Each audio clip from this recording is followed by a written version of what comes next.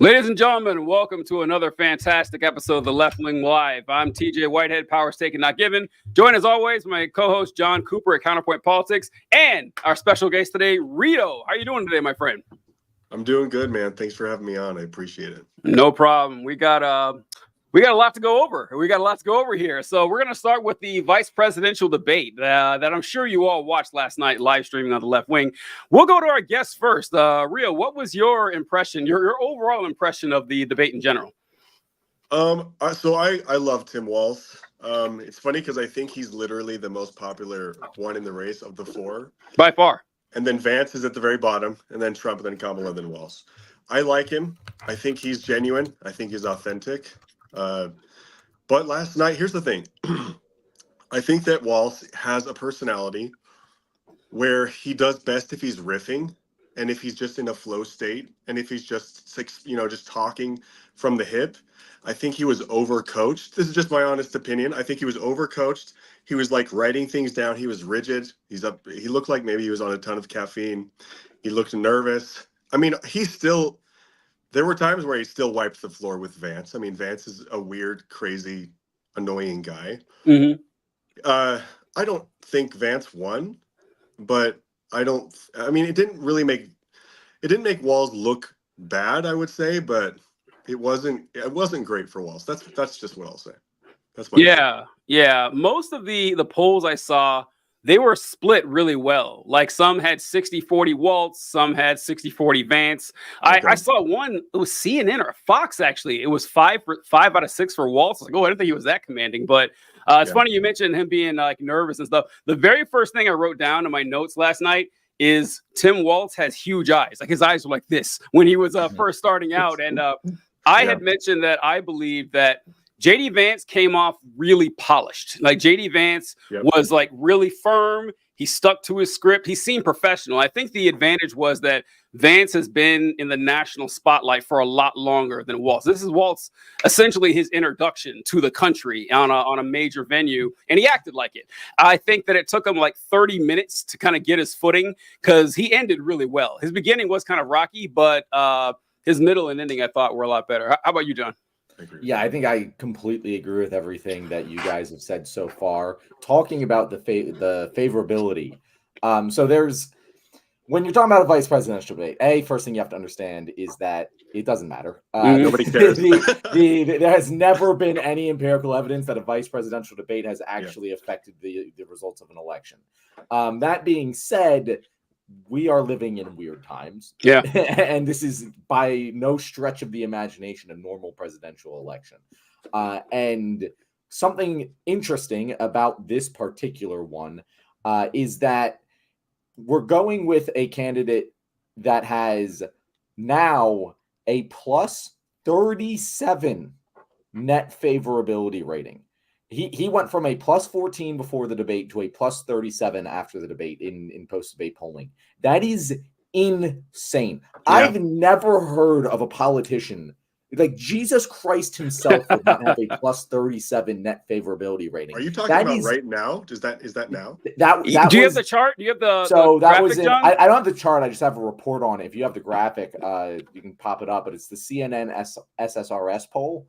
And the Minnesota governor saw a 23-point boost in his favorability ratings, going up from plus 14 to plus 37. Meanwhile, Vance saw a 19-point boost in his favorability ratings, going from a minus 22 to a minus 3. So, like, even with a plus 19 bump, Vance is still unlikable. But yeah, I think that both candidates accomplished their goals. Like, Vance didn't seem like the robot, like terrible person that a lot of people thought. So that's a big win for him. And Walz just cemented his, as you guys said, his not his likability, his relatability, his genuineness. Yeah. Like that. Yeah, there it is, TJ. Like both of them won. Like I do think both of the candidates won the debate in the political sense. From a rhetorical sense, that's a whole different story. Rio, what did you think rhetorically, like actually talking about the debate and not the results the debate has on the people? What did you think of each individual's performance? Here's the thing. I'm gonna be really harsh with JD Vance, and so I apologize if there's like JD Vance supporters or whatever. The guy is this slimy, snaky, manipulative dude. He's kind of like Matt Walsh or Ben Shapiro. He has that Christian apologist swagger. You know what I mean? He's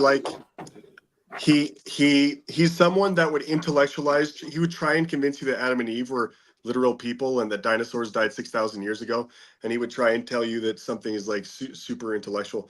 He has this facade of intellectualness when he's really just a manipulator. So I'm sorry if that's really harsh, but that's JD Vance. And so, like, an example of the manipulation was when he said Haitians were illegal, and then the moderator rightfully just corrected him, said, actually, no, they've gone through the full legal process. And when he was caught, he's like, well, wait, we agreed that you wouldn't moderate, you wouldn't fact check me. And so now let me talk about this app where where people can go through a legal process and become citizens. But the fact remains, the Haitians are legal citizens because they did go through the app. And so, like, he was just manipulative. And my dad, oh, I'm out of breath. Sorry. I drank caffeine. I'm kind of mad at my dad. Me and my dad fight politically like every week. And so my dad sends me a clip of JD Vance saying, "Hey, we agreed that you wouldn't fact check me," but Republicans think that makes him look good because they don't understand that he was just caught in a lie, and then he just started rambling about an app. So it just didn't make sense. Okay, so that's like an example of how I think he's slimy. Now, Tim Walz, sorry. He's a whole different dynamic. He was awkward. He was scared. He was nervous. He was a little bit jumbled. Sometimes he had his feet below him. Sometimes he didn't. He wobbled a lot sometimes. But I don't think people care. I think it's endearing. And he's just authentic. So fundamentally, Walz is still authentic, and Vance is a snake in the grass, and he's manipulative. That's how I thought the debate went, like that tone. And it was so. I'll talk about how bad they use immigration, or I mean, illegal aliens. But we'll get to that later, I guess. Yeah. The the thing with JD Vance, we said something similar, is that JD Vance is a straight up sociopath. The guy, and sociopaths are very good at faking emotions. Like, they know the right things to say. Like, That's right. When Tim Walz was talking about how his son had witnessed the shooting, and JD Vance is like, "Oh my God, I can't believe that. I'm sorry to hear that." I was like, "Come on, JD Vance. Like, we know what kind of person you are." But to the uninitiated, to someone who's not familiar with JD Vance, I can see how that would work. I can see that if the only thing you ever saw from JD Vance were the clips of him talking about, we need a national abortion ban, or a national limitation on abortion, stuff like that, talking about the childless cat ladies and the Haitian immigrants, you'd have a pretty negative opinion. But then you just saw him on the stage, like, okay, he seems like a normal ass politician to me. Like, he doesn't seem super strange. So in that sense, I think you guys are both right that both politicians did a good job. Well, JD Vance, I would have to say, did a better job of raising his profile, simply because he had a lot more to make up from. Walz already had a positive association with most Americans, and he did a good job in raising that. He had a few slip ups here and there. Yeah.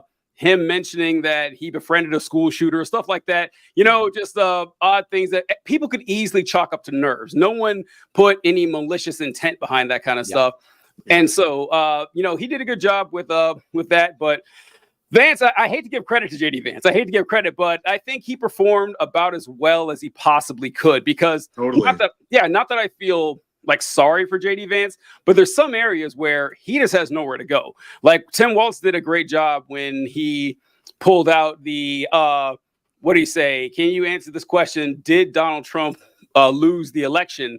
And JD Vance kind of just floundered around everywhere. So, but what else is he gonna say? Like, what else could he possibly say to that? This was a threat to our democracy. I think I'll put that clip up, actually, of him mentioning that, because I thought that was his strongest moment of the debate when he said that. So let me get this going here.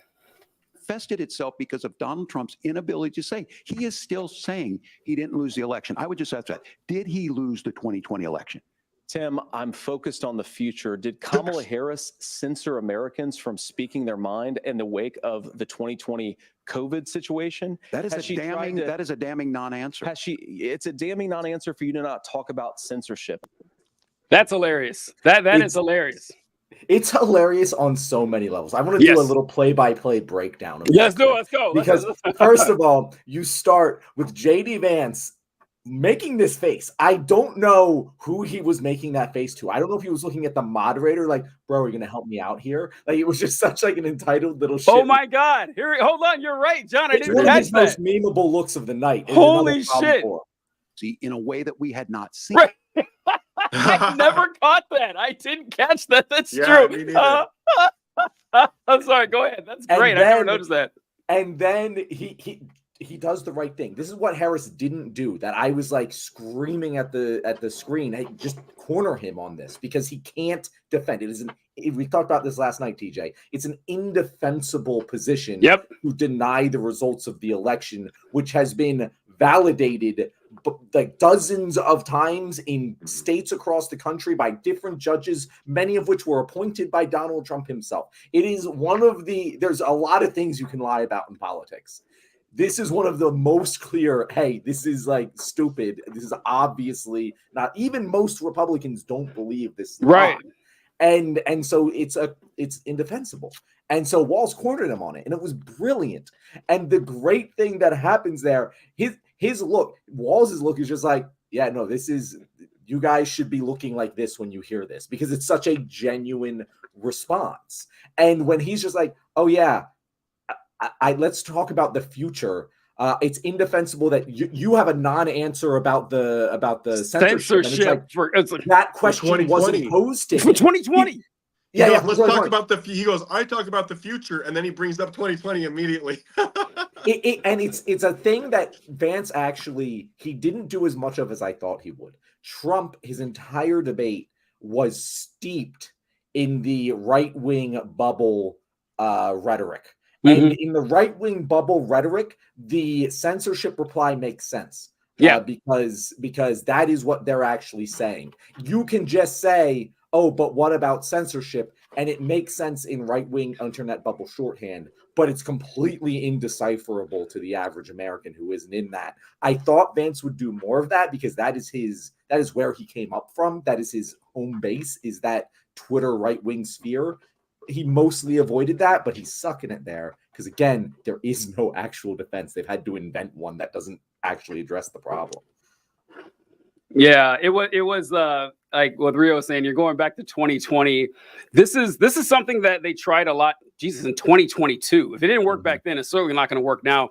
Where you had all these Republicans who were running on mask mandates or the vaccine, or they couldn't, Facebook wouldn't let me post about how you should be eating horse paste to cure your diseases and everything. And people were like, okay, this is 2022. What are we talking about here? 2024, nobody gives a fuck about that. Nobody, except for the most, absolute insane right wingers, who honestly, something I complain about all the time is when they bitch about free speech in the First Amendment, because what they usually mean is they want to spread conspiracy theories and they want to use slurs. That's what they want on private platforms, and they're not allowed to, except on Twitter, where you can do that now. And they got the right billionaire, the one they wanted, to let them say whatever they want. But a winning election strategy, that is not. And I think that might be why JD has dialed it back a little bit. It's good at riling up the base, but when you're presenting yourself to the national public and you're in the toilet by 20-something points, you may want to try to dial it back a bit. So I think that's kind of why he went with that. He dialed it back, though, with abortion. He is very cognizant of what he's doing. He's like, I don't know, he has that Ben Shapiro vibe sometimes, that super annoying, like, trying to weasel your way out of everything intellectually. So an example is the abortion stuff. He knows that everything that he has said and believes about abortion is super unpopular. And you guys know since 2022, like, they're trying to back off abortion stuff. And so when he got the abortion questions, he immediately pivoted to, I want to help families have more babies. I gotcha. That's like, let's play the clip for that actually right here. See what he had to say. So, Senator, do you want to respond to the governor's claim? Will you create a federal pregnancy monitoring agency? No, Nora, certainly we won't. And I want to talk about this issue because I know a lot of Americans care about it, and I know a lot of Americans don't agree with everything that I've ever said on this topic. And, you know, I grew up in a working class family in a neighborhood where I knew a lot of young women who had unplanned pregnancies and decided to terminate those pregnancies because they feel like they didn't have any other options. And, you know, I one of them is actually very dear to me. And I know she's watching tonight, and I love you. I want to pause it there because when he said that, I was like, where is he going with this? Is J.D. Vance going to announce an illegitimate child during the vice presidential debate? Because that's what it sounded like to me. It's like, yeah, a lot of girls in my neighborhood got knocked up. I know one of them very well. She's near and dear to my heart. I love her. Yeah, I was like, wait a minute, hold on. This is like kind of a weird thing, J.D., but let's see where you're going with this. And she told me something a couple years ago that she felt like if she hadn't had that abortion, that it would have destroyed her life because she was in an abusive relationship.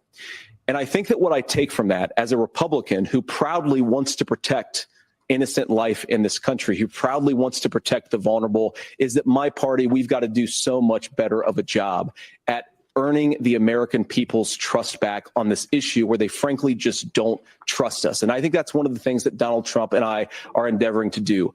I want us as a Republican Party to be pro-family in the fullest sense of the word. I want us to support fertility treatments. I want us to make it easier for moms to afford to have babies. I want it to make it easier for young families to afford a home so they can afford a place to raise that family. And I think there's so much that we can do on the public policy front just to give women more options. Now, of course, Donald Trump has been very clear that on the abortion policy specifically, that we have a big country and it's diverse. And California has a different viewpoint on this than Georgia. Georgia has a different viewpoint from Arizona. And the proper way to handle this, as messy as democracy sometimes is to let voters make these decisions, let the individual states make their abortion policy. And I think that's what makes the most sense in a very big, a very diverse, and let's be honest, sometimes a very, very messy and divided country. Now, Rio, I want you to explain to the good folks out there what your problem is with that totally reasonable answer from J.D. Vance. What's your issue here, man? I want to explain this super clearly to people, and I want to make it like emotional. I used to knock on people's doors and tell them, we believe that we can be with our families forever. And that was like something that I would try to sell my religion to them. But what I was really saying behind that soft, flowery language is, I only believe that my church with this specific priesthood authority will have eternal families. Everyone else is going to be cast out and estranged from their family members. That was the real belief, but I presented it with flowery language. So what's happening right now is the same exact shit. He's like you said, he's backed into a corner with abortion. He's trying to come left on abortion. Him and Trump are scrambling to kind of get away from Project 2025, at least give lip service to getting away from it. And he's, instead of talking about that, he's trying to use flowery language to say, well, I just want to help people have babies and help women and families and these and housing too, which he's against housing, public housing. But anyway, it's a manipulative, slimy way to not say what he actually feels about abortion. That's what I think. Is that too harsh? You guys think that's too harsh? John, not too harsh. I think that's just an accurate representation. I'm scared to speak, you basically guys. just said the sun is hot. Is that too harsh on the sun? Like, Okay. No, so it is.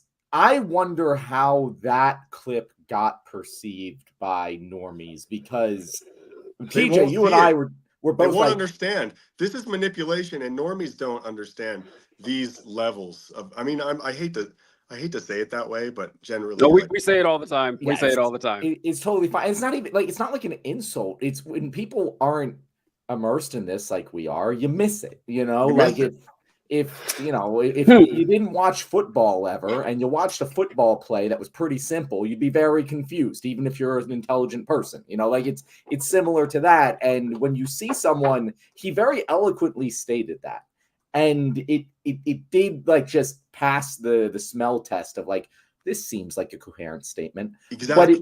But it wasn't, because as TJ you pointed out a lot, that anecdote didn't connect with what he was saying in the slightest. He changes everything the that he subject. stated, everything he stated wouldn't have helped that friend of his. Like all of those, he could actually address housing and the cost of raising a kid and all of that, and that woman would have still been forced to have a child of someone who was abusing her. It wouldn't have helped any of it. So I really don't see where he was like, I don't. It was clearly well rehearsed, but I don't understand how that anecdote passed the editing. It was very confusing. It was a performance, and his voice was soft. He used big words. He talked about family values. It was just a performative thing that kind of made people think that he knew what he's talking about. When in reality, all he was doing was changing the subject and avoiding the question. And I think it works. But if you're going to be lying and performative, why not make a lie that was coherently made? Why not make an anecdote that would have been, the problem would have been solved by the solution you're presenting? It was very odd. And again, I don't think anyone I don't think this would affect normal people, but it was just a weird choice to me. I'd be curious to know how your average American did take that, because that's all I could think about. Because assuming the story's true, I'll assume it's a real story. You could have just told, I could have told a fake one that's like, well, I had a friend of mine and she had an abortion because she couldn't, access childcare. And then this is why I support this childcare policy of raising terrorists. Whatever. It'd have been stupid, but at least it would have been coherent in the storyline. But him going with the abuser angle is like, well, that doesn't address the fact that she would have had to, give birth to a child who was the son or daughter of an abuser. And what are you going to do about that? Are you going to put a guy in jail? That doesn't help her either. Yeah. So it was just a strange anecdote. And the right wing is proud of it. In fact, that clip that I showed was from the townhall.com Twitter page. Like, they were proud of this and putting it out there. So maybe it did work. I don't know. My confidence in the average voter slips every single day doing this. So maybe it did. And honestly, I do tip my cap to the good old fashioned sophistry, because you can, with most people, you talk long enough and you use fancy enough language, you can get them like, oh, cool, this guy really knows what he's saying. And I know that from personal experience. So yeah, JD Vance did do that, but I think his main problem is that with political figures and, just nationally known names in general, your die is kind of cast pretty early on what kind of person you are. And oddly enough, I remember learning this, listening to Rush Limbaugh. I used to listen to Rush Limbaugh every single day when I was a kid. And he would talk about this. And it's 100% true that when you're first introduced to the public, you have about a month to establish who you are and what the narrative is about you. So when Obama was introduced, for example, he was introduced as this bright, erudite scholar, this guy who's very thoughtful, very intelligent. If he fucked up and said something stupid, they're like, oh, well, he's just a smart guy making a mistake.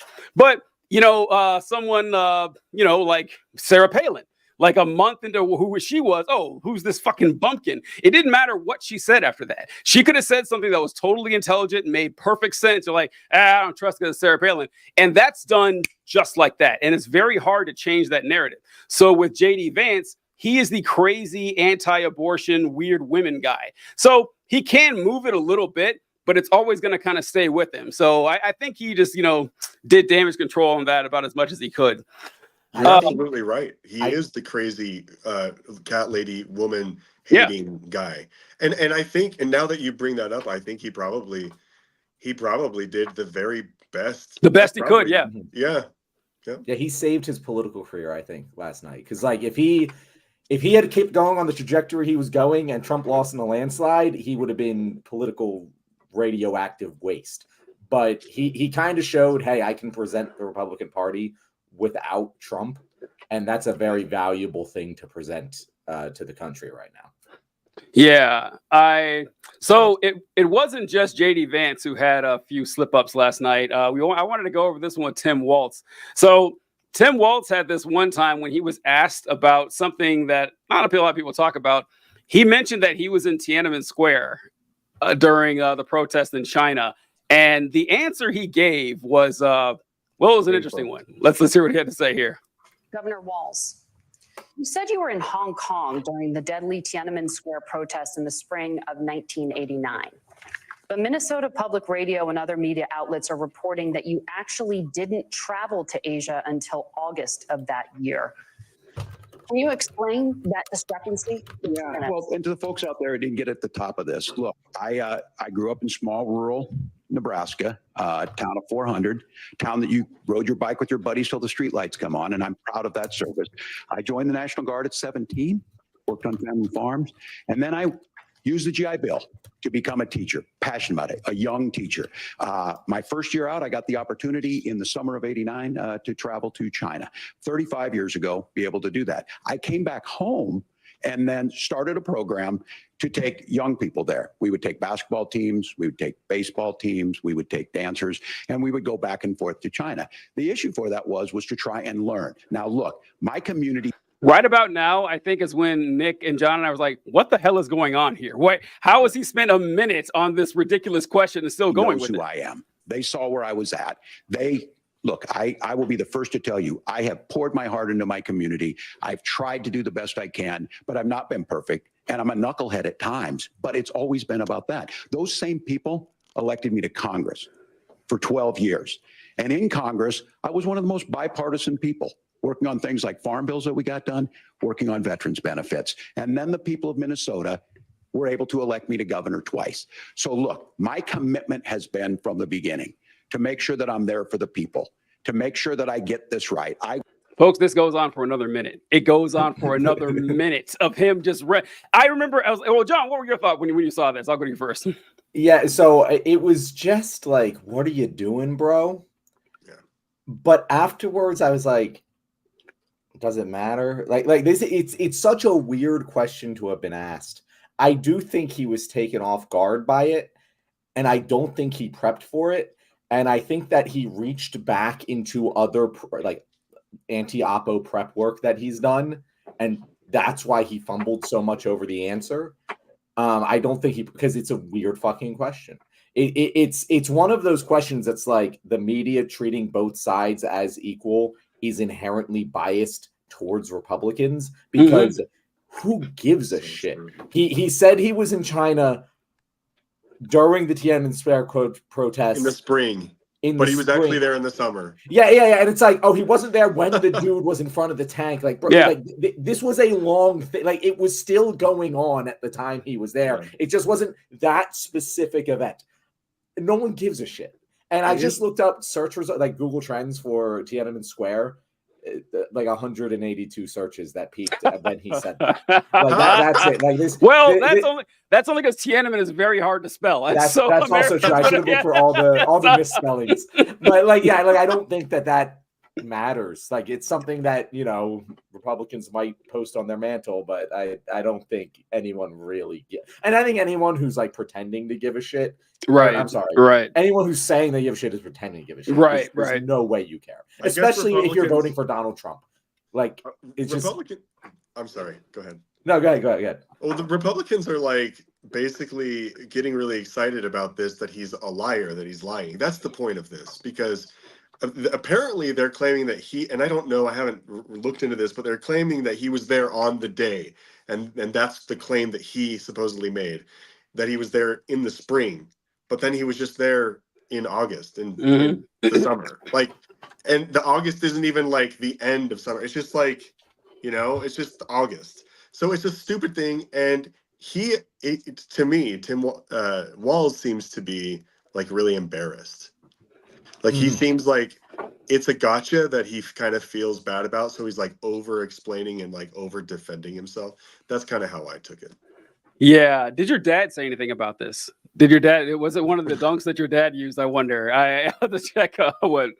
He will. He will. Well, yeah. So my first thought on this was, what he should have done? He should have was like, no, I was there. Just to say it, like, no, I actually was there. I don't give a shit what the people on public radio are saying in Minnesota. It's fake news. I was there. I challenge anyone to prove I was. He's incapable of doing that to you. Well, it wouldn't come across right. Like, yeah, you're right. Probably doesn't have it in him. But honestly, if he said that, what were they going to do? Well, actually, this person says you didn't leave till August. Well, they're wrong. They're wrong. I was there. I know. Were you there? I was. Because stop's cold. Dead. What are they going to say? Unverifiable. Exactly. Like, yeah.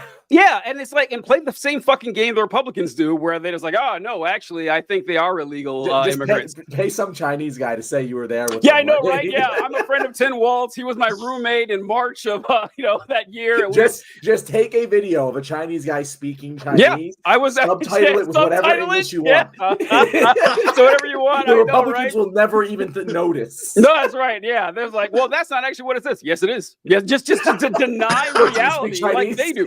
Yeah, do you speak Chinese? You trust? Oh, you trust? Now you trust the experts? Exactly. Yeah. Now you trust the translator at Duke University. Come on, you know those guys are bought and paid for. Oh so my gosh. what I really loved is the wrong word, but was really annoyed by was the ending right here. Governor, just to follow up on that, the question was, can you explain the discrepancy? All I said on this is I got there that summer and misspoke on this. So I will just, that's what I've said. That was very easy. That was very easy. If he'd have done that at first, boom, done. What can anyone say about that? Yeah, I was there during that time, not during the actual protest. That was like 50 days before I got there. A simple mistake on my part. No one could possibly hold that against you. Nobody. Go ahead, John. It's such a clear and obvious, like, he isn't, like, this isn't what he does. Mm-hmm. Because if you are used to debating, if you're actually like, this is something you do, there was a moment in that long spiel of his where he ended and then chose to keep going because no one else started talking. And whenever you do that, it looks so weak. Yes. It is like a cardinal sin of debating. When you stop talking, you decided to stop talking and you make them say something next. He just fucked that up. And, I don't think it matters at the end of the day, but like from a technique standpoint, yeah, he fumbled that bag hardcore. But he was like trying. He was just trying to do good. He was nervous, I know. And it's just not the same vibe at all. Mm-hmm. that Vance gives. I mean, it's when I will criticize the Democrats all day long. I am no friend to the Biden administration or really Kamala Harris, to be honest. But I'm not scared to criticize them, but the levels, the discrepancy of dishonesty and manipulation is huge. Like, JD Vance is a dishonest, manipulative, slimy person. And then Walz is just kind of awkwardly he's just awkwardly fumbling. So there's no, there's no comparison. That's all. Yeah, there's no one. This is kind of like why Biden won in 2020, that you had a lot of people who just despised Donald Trump and they hated him. Like, they wanted all the worst things in the world for him. He's very divisive, very polarizing. And you had a lot of that with Hillary Clinton as well in 2016. There was nobody who was getting like, oh man, that Biden guy, fuck him. I can't wait to take down Joe Biden. There's almost nobody like that. The Republicans pretend they're like that now. They try to create him as this Don Corleone figure, and that he's this this global entity. Yeah, this global entity. He's both a Don Corleone and a bumbling old man. It's a weird picture they try to paint of him. He's Vito and Fredo Corleone at the exact same time somehow. He's totally competent and really dumb. And so it doesn't work. And so the same is kind of with, like, no one really hates Kamala Harris. Nobody does. And even more so for Tim Waltz. Like, you watch Tim Waltz out there. I want to clarify, TJ. No one who's like voting against Kamala Harris for Donald Trump hates Kamala Harris. We hate Kamala. We hate Joe Biden. He's done a lot of things to piss people off on our side of the aisle. On the middle of America, I just can't imagine anyone gets their fucking feathers riled up about, I don't know, Build Back Better. Yeah. The blinding, incandescent rage that a significant portion of the country feels for Trump is not going to be reflected in Harris, and it's certainly not going to be reflected in Waltz. So Tim Waltz and honestly, JD Vance, shockingly, for his small amount of time in the American spotlight, has managed to offend more people per day than any politician I've ever seen. So, it just wasn't going to work. So when Waltz is caught in a lie, I mean, maybe I'm just looking at the rose-colored glasses here. I can see people thinking, buddy, what are you doing here? But also, and I've been caught in a lie too, and I've kind of flustered and gotten. And so I think that even with stuff like that, he still managed to, come out with a greater. I was actually kind of surprised to see that chart, John. That JD Vance did so well. I didn't think he did that well, but he got like plus 19. But that Waltz got like a plus 13 or plus 14 or something. That was pretty. If you can't, it's hard to say anybody won definitively that debate. But the fact that both their numbers went up is good for both of them. And for policy, real quick on one, I wanted to share this clip of them talking about insurance, everyone's favorite topic. I know it's really, really fun, but let's see what, this was the part that I really enjoyed. Or did enrollment under the Affordable Care Act go up under the Trump administration? It's higher now. We've seen it go up. Look, people are using it. The system works. And the question about this of young people or whatever, that's the individual mandate piece of this. And Republicans fought tooth and nail saying, well, Americans should be free to do this. Well, then what happens? So you think the individual mandate's a good idea? I think the idea of making sure the risk pool is broad enough to cover everyone, that's the only way insurance works. When it doesn't, it collapses. You are asking pre-ACA where we get people out. Look, people know that they need to be on health care. People expect it to be there. And when we are able to make it, and we are making it this way, when we incentivize people to be in the market, when we help people who might not be able to afford it get there, and we make sure then when you get sick and old, it's there for you. Because I heard people say, well, I don't want to buy into Medicare or whatever. Good luck buying healthcare once you get past 70. So look, the ACA works. We can continue to do better. Kamala Harris did that. The way she made everything better was negotiating those 10 drugs on Medicare for the first time in American history. All right, Rio, I want to go to you first with this, but did we lose him? No, Are you still there? Oh, okay, all right. So I'm good. What I remember thinking when this happened was this is toward the end of the debate, and when I think Waltz was really hitting his stride, because I've seen a lot of people say this since the debate, was that the main strength of Tim Waltz was his everyman charm and personality and his genuine authenticity when it came to supporting things that he believed in. So, bad luck for him when he had to start off saying, oh my God, can you believe what happens with Iran and Israel? And we need to beef up the. I don't think he really, really is strong on that. That's probably the subject that he wanted the least. So, and it was nervous and on his back foot. But once he got into the stuff that he knew really well, the housing, the medical issues, the abortion stuff, you could tell like he was passionate. And that's when his more conversational demeanor matched really well against the droning and like the iciness of JD Vance. And I thought that was a good example right there when he's saying, listen, insurance does not work if you split people into healthy people and old and unhealthy people, because it'll fall apart instantly. And that's all you're looking for. What did you think when you saw that? That's exactly right. He kind of came in and out like a TV reception. He came but he was on his game. And when Tim Walz shoots from the hip and he riffs and he goes like authentically conversational, then he just destroys. I mean, he's really, really great on interviews. Tim Walz is great on interviews, but debating is a whole nother animal. And he was just so nervous a lot of the time. But yeah, I kind of wish that he would stay conversational and do this constantly to Vance, to talk down about the really practical applications of the policies. I wish that he would do that to Vance, because I think that's where Vance would completely fall apart. So yeah, he did great. I think that in that clip, you really clearly saw the benefit of him having been a teacher. Yeah. Because he explained that in such a succinct and normal person way, without sounding like he was talking down to the American people, but explaining, no, you need this in order to broaden the insurance base, in order for it to stay around. Like, it was very clear, it was very succinct, and it felt so much like your teacher explaining something to you. And I thought that was something that kind of came throughout the debate, is that teacher experience, that ability to talk above someone without talking down to them, really came through the entire time. And yeah, sometimes he was bumbling and nervous because he isn't as experienced in this, but I think that the experience that he did bring to the table is the reason you saw a net fucking 37 favorability rating.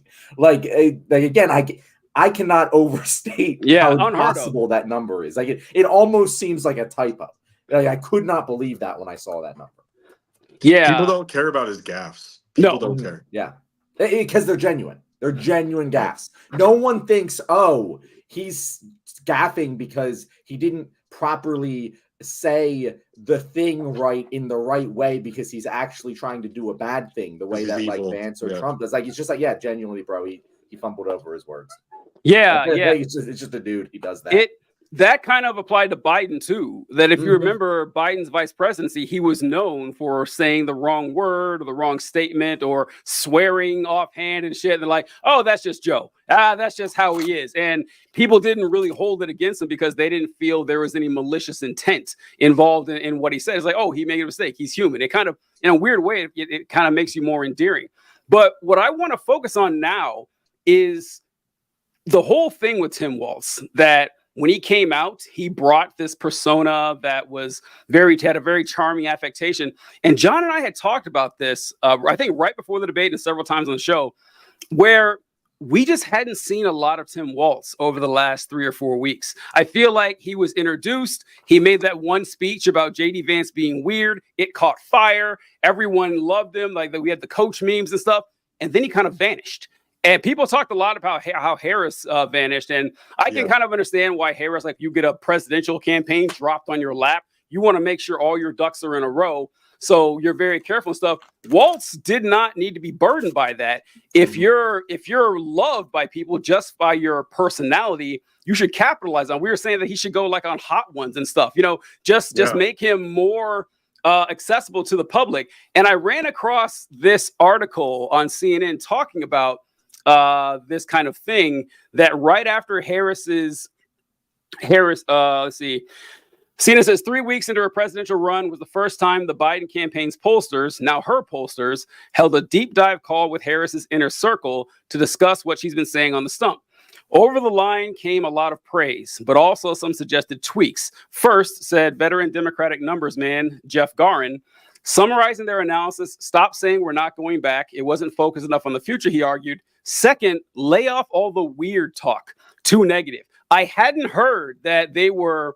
Now, we're not going back part, I think we talked about it, John, that you don't want a negative campaign slogan. That one. I agreed with that. Yeah, I agreed with the first sentence, not the second one. The second one, that does explain why we haven't seen as much of Tim Walz lately, because they're like, that was kind of his thing. I mentioned during the debate that I thought not only should he have been more aggressive with JD Vance, but if you don't want to do that, you don't feel that's your wheelhouse, be passive aggressive. Just throw lines in there that aren't necessarily insults, but very clearly are if you can read in between the lines. The couch.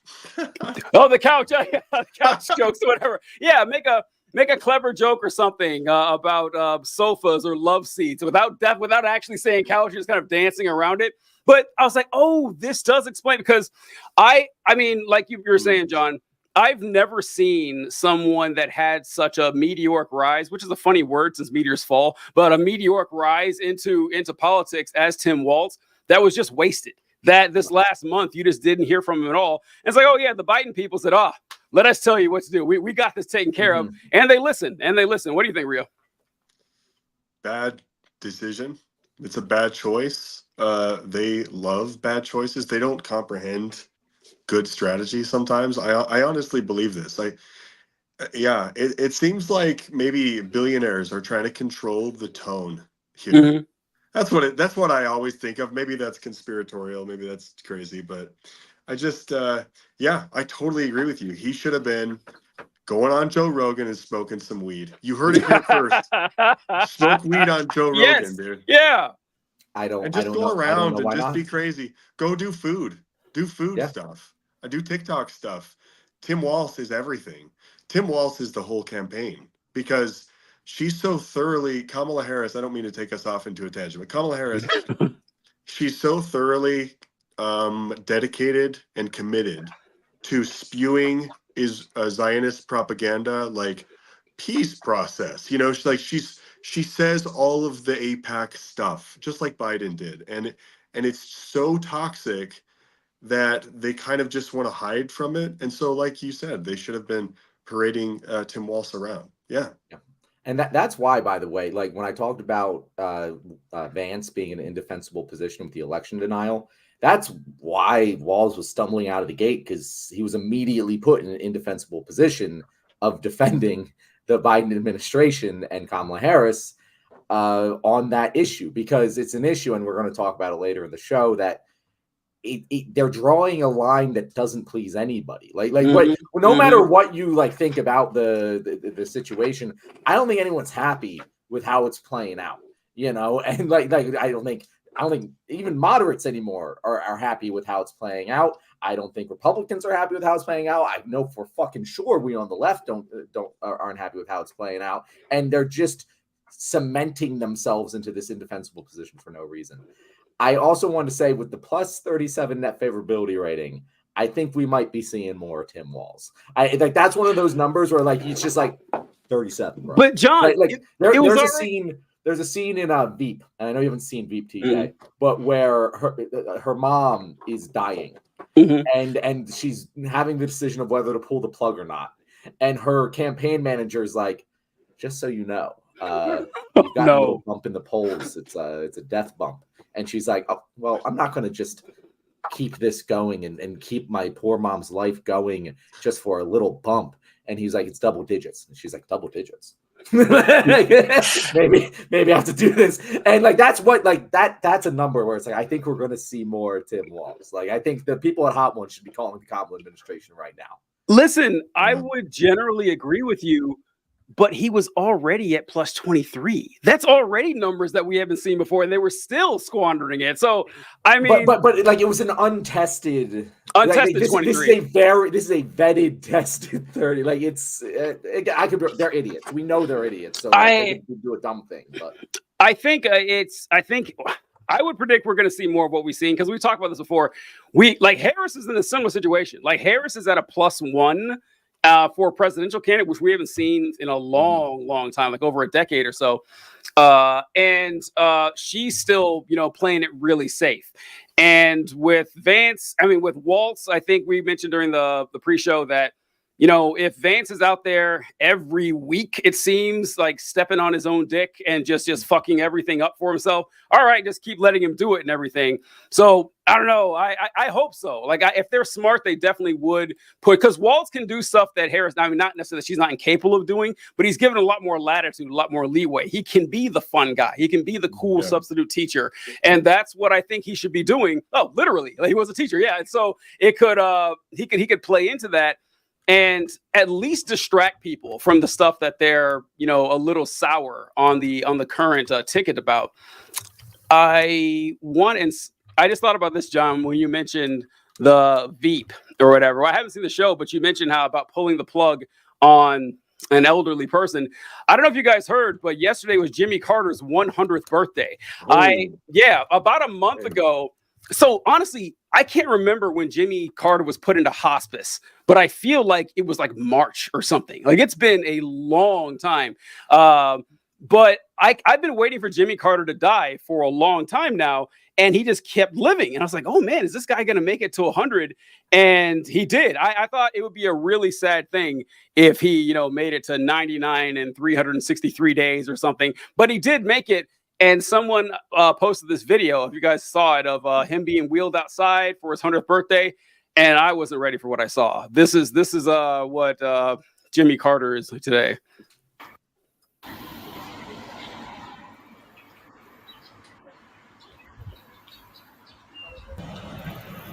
Oh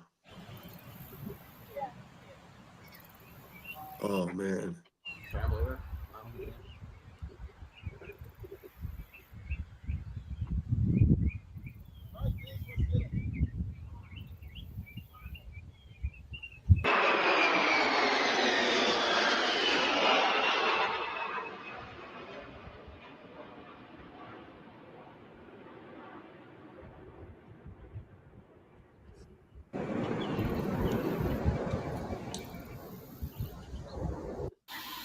People, if I've said it once, I've said it 1,000 times.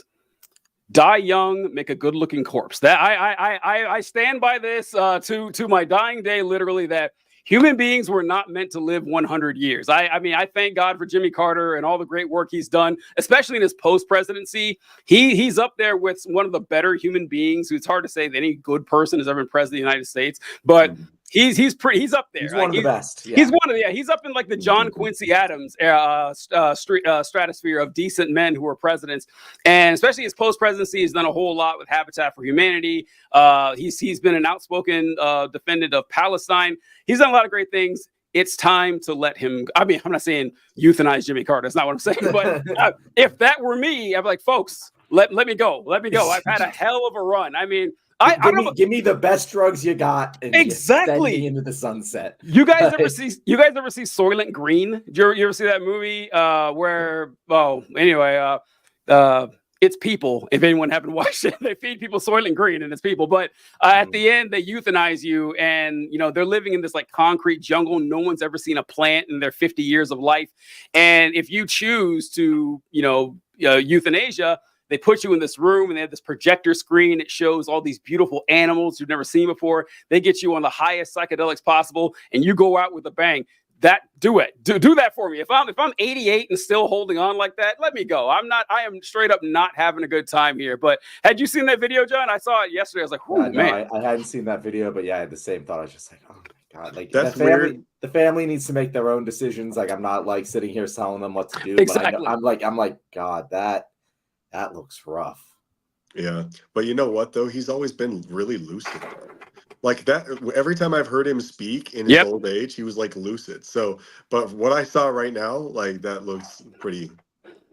That was it too, because I feel like I saw him at 99 and talking and doing fine.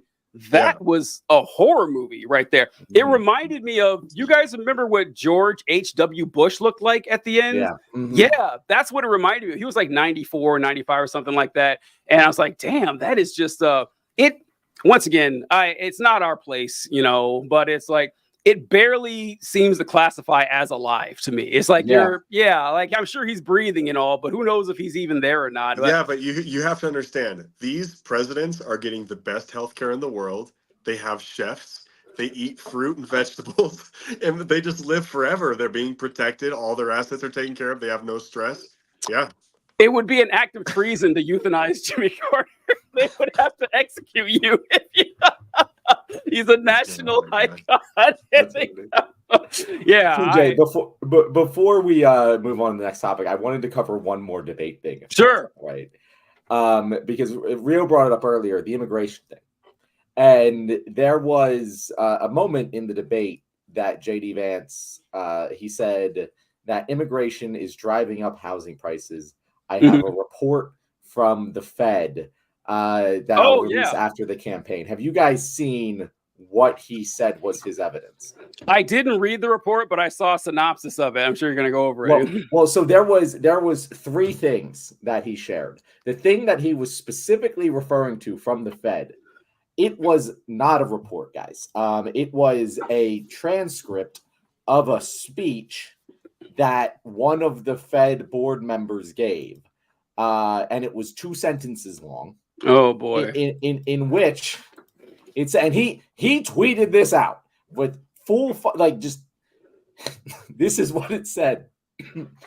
Given the current low inventory of affordable housing, the inflow of new immigrants to some geographic areas could result in upward pressure on rents, as additional housing supply may take time to materialize. That's all. That's it. It's not a report. There's no data. There's no evidence. It's someone who's on the board of the Fed just speculating.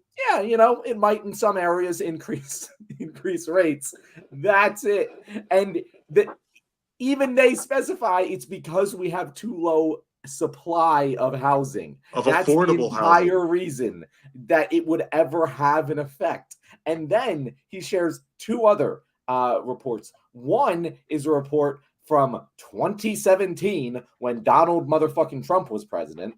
And the other was a CBO report, which to his credit did say, quote, the research literature has generally found that increases immigration raise state and local government spending, particularly on education, healthcare, and housing, more than their revenues. What he conveniently left out immediately before that was this, that it increases the federal level. It decreases the deficit by $0.9 trillion.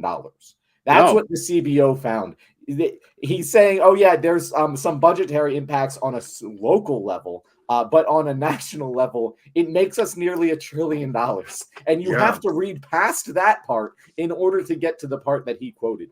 It is such a everything he says about immigration is such a fucking lie. The fucking Haitians in Ohio, they are making the fucking city better. The city was dying.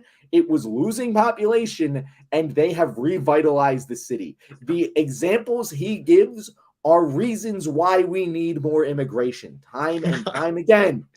And yet the Democrats are so inept on this because they're afraid of championing immigration, and they just let him get away with it, even though he just sets up the trap for himself every single time. Yeah. So I know you wanted to talk about immigration is like my number one pet peeve topic, but dude, me I know too, you want to talk about it too.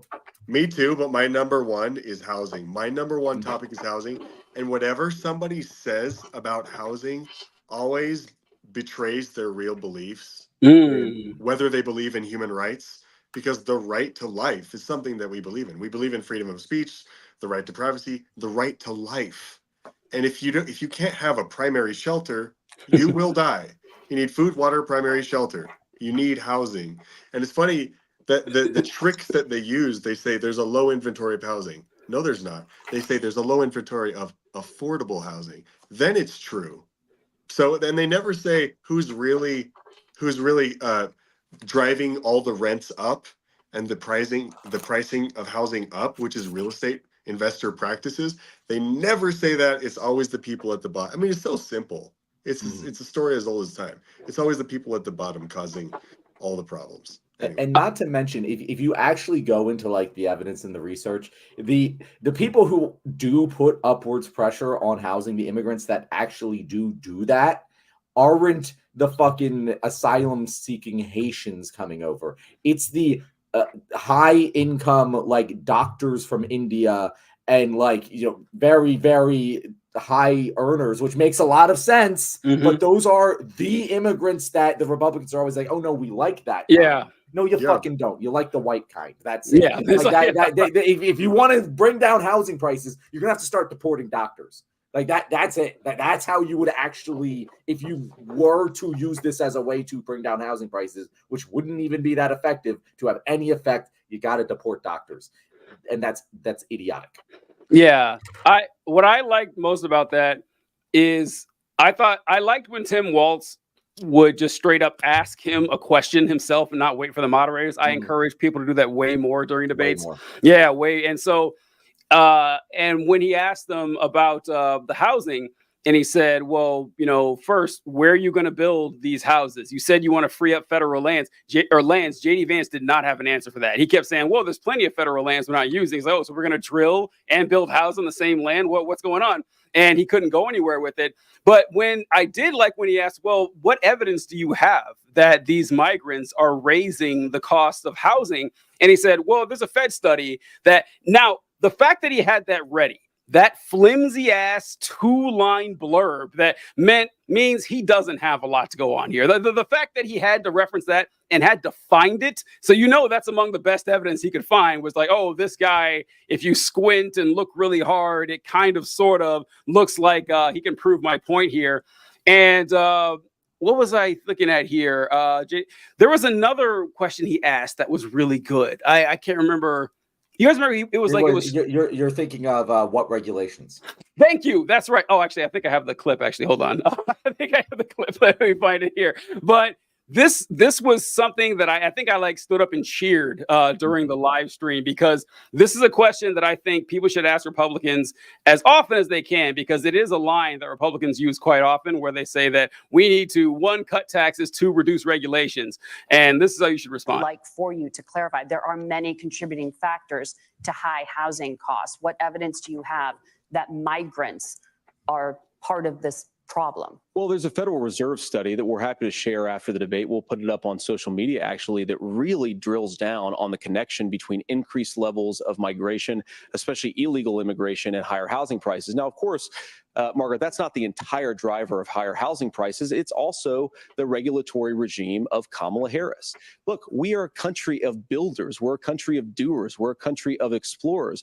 But we increasingly have a federal administration that makes it harder to develop our resources, makes it harder to build things, and wants to throw people in jail for not doing everything exactly as Kamala Harris says they have to do. And what that means is that you have a lot of people who would love to build homes who aren't able to build homes. I actually agree with Tim Walz. We should get out of this idea of housing as a commodity. But the thing that has most turned housing into a commodity is giving it away to millions upon millions of people who have no legal right to be here.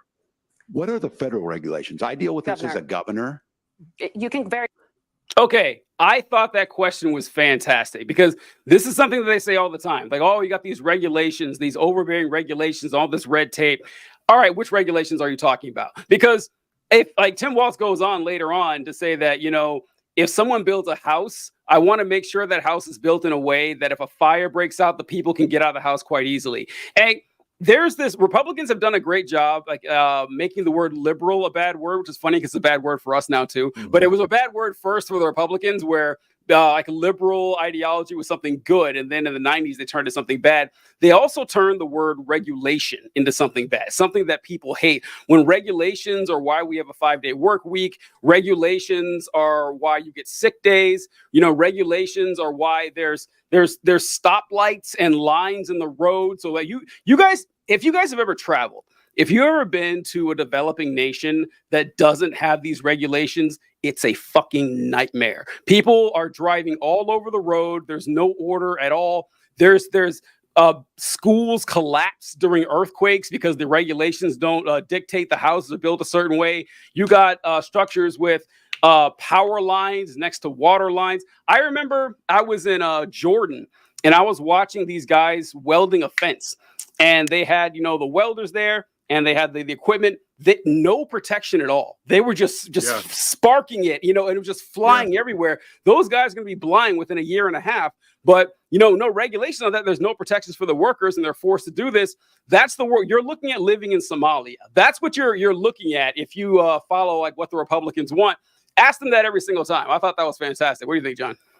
I couldn't agree more. I really have nothing to add. Like it's upsetting that, because after he asked that, he asked it again, and then the moderators said, "We don't have enough time." It's like, I wish they would have let him answer the fucking question. They saved his ass there, because he wouldn't have been able to say what fucking regulation, and because there isn't one. It's just a bugaboo. Like I don't even know if they would actually do it. It used to be that they specifically wanted to cut back on regulations in order to, increase profits. But I don't even think that's really the case with Republicans anymore. I think they're just like, oh yeah, we'll lower regulations. That's how we're going to solve this problem. That's it. Because we don't have an actual solution. We have Donald Trump.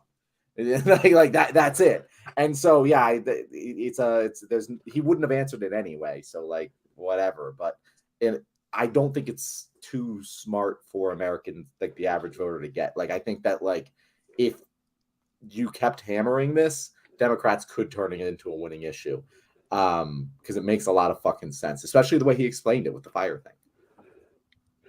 Yeah, the regulation thing, I think you're right, John, that originally this is just, from the capitalist class. They're saying they don't want to put in worker protections. They don't want to offer anything that makes life better for, the common folk. And that's going to save them a lot of money. I want to dump my waste into the water supply because it's cheaper for me.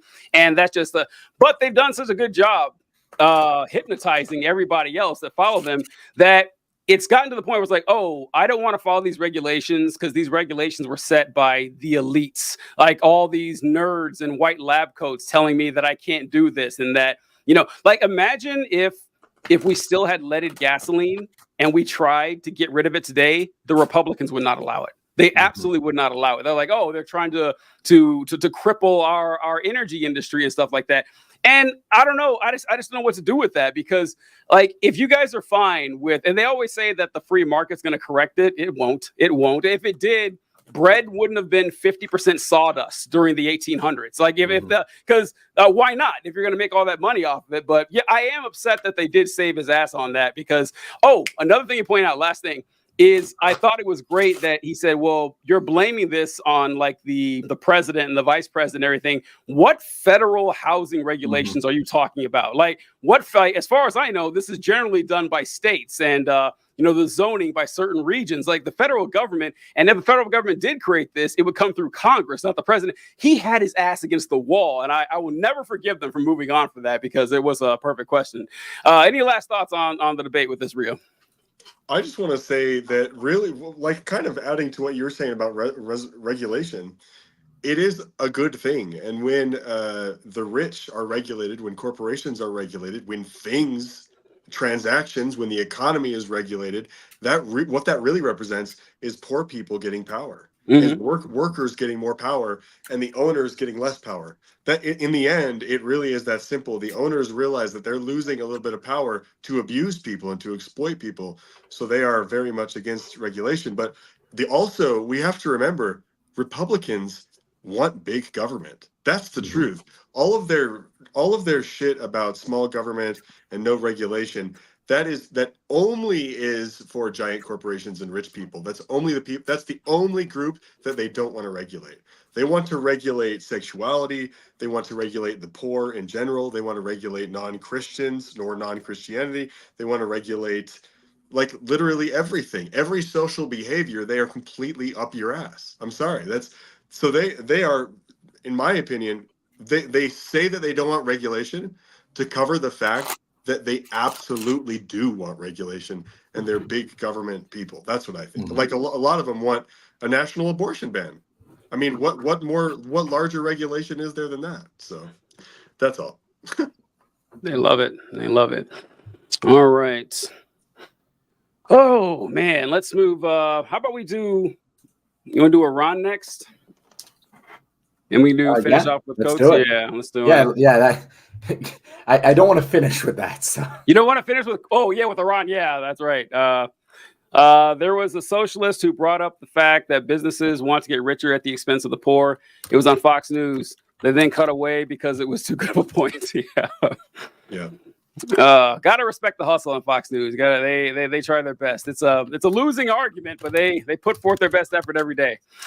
All right, so I'm sure, as many of you saw yesterday, Israeli forces and Iran-backed Hezbollah fighters have engaged in fighting on the ground in southern Lebanon after Iran launched its largest ever attack on Israel Tuesday.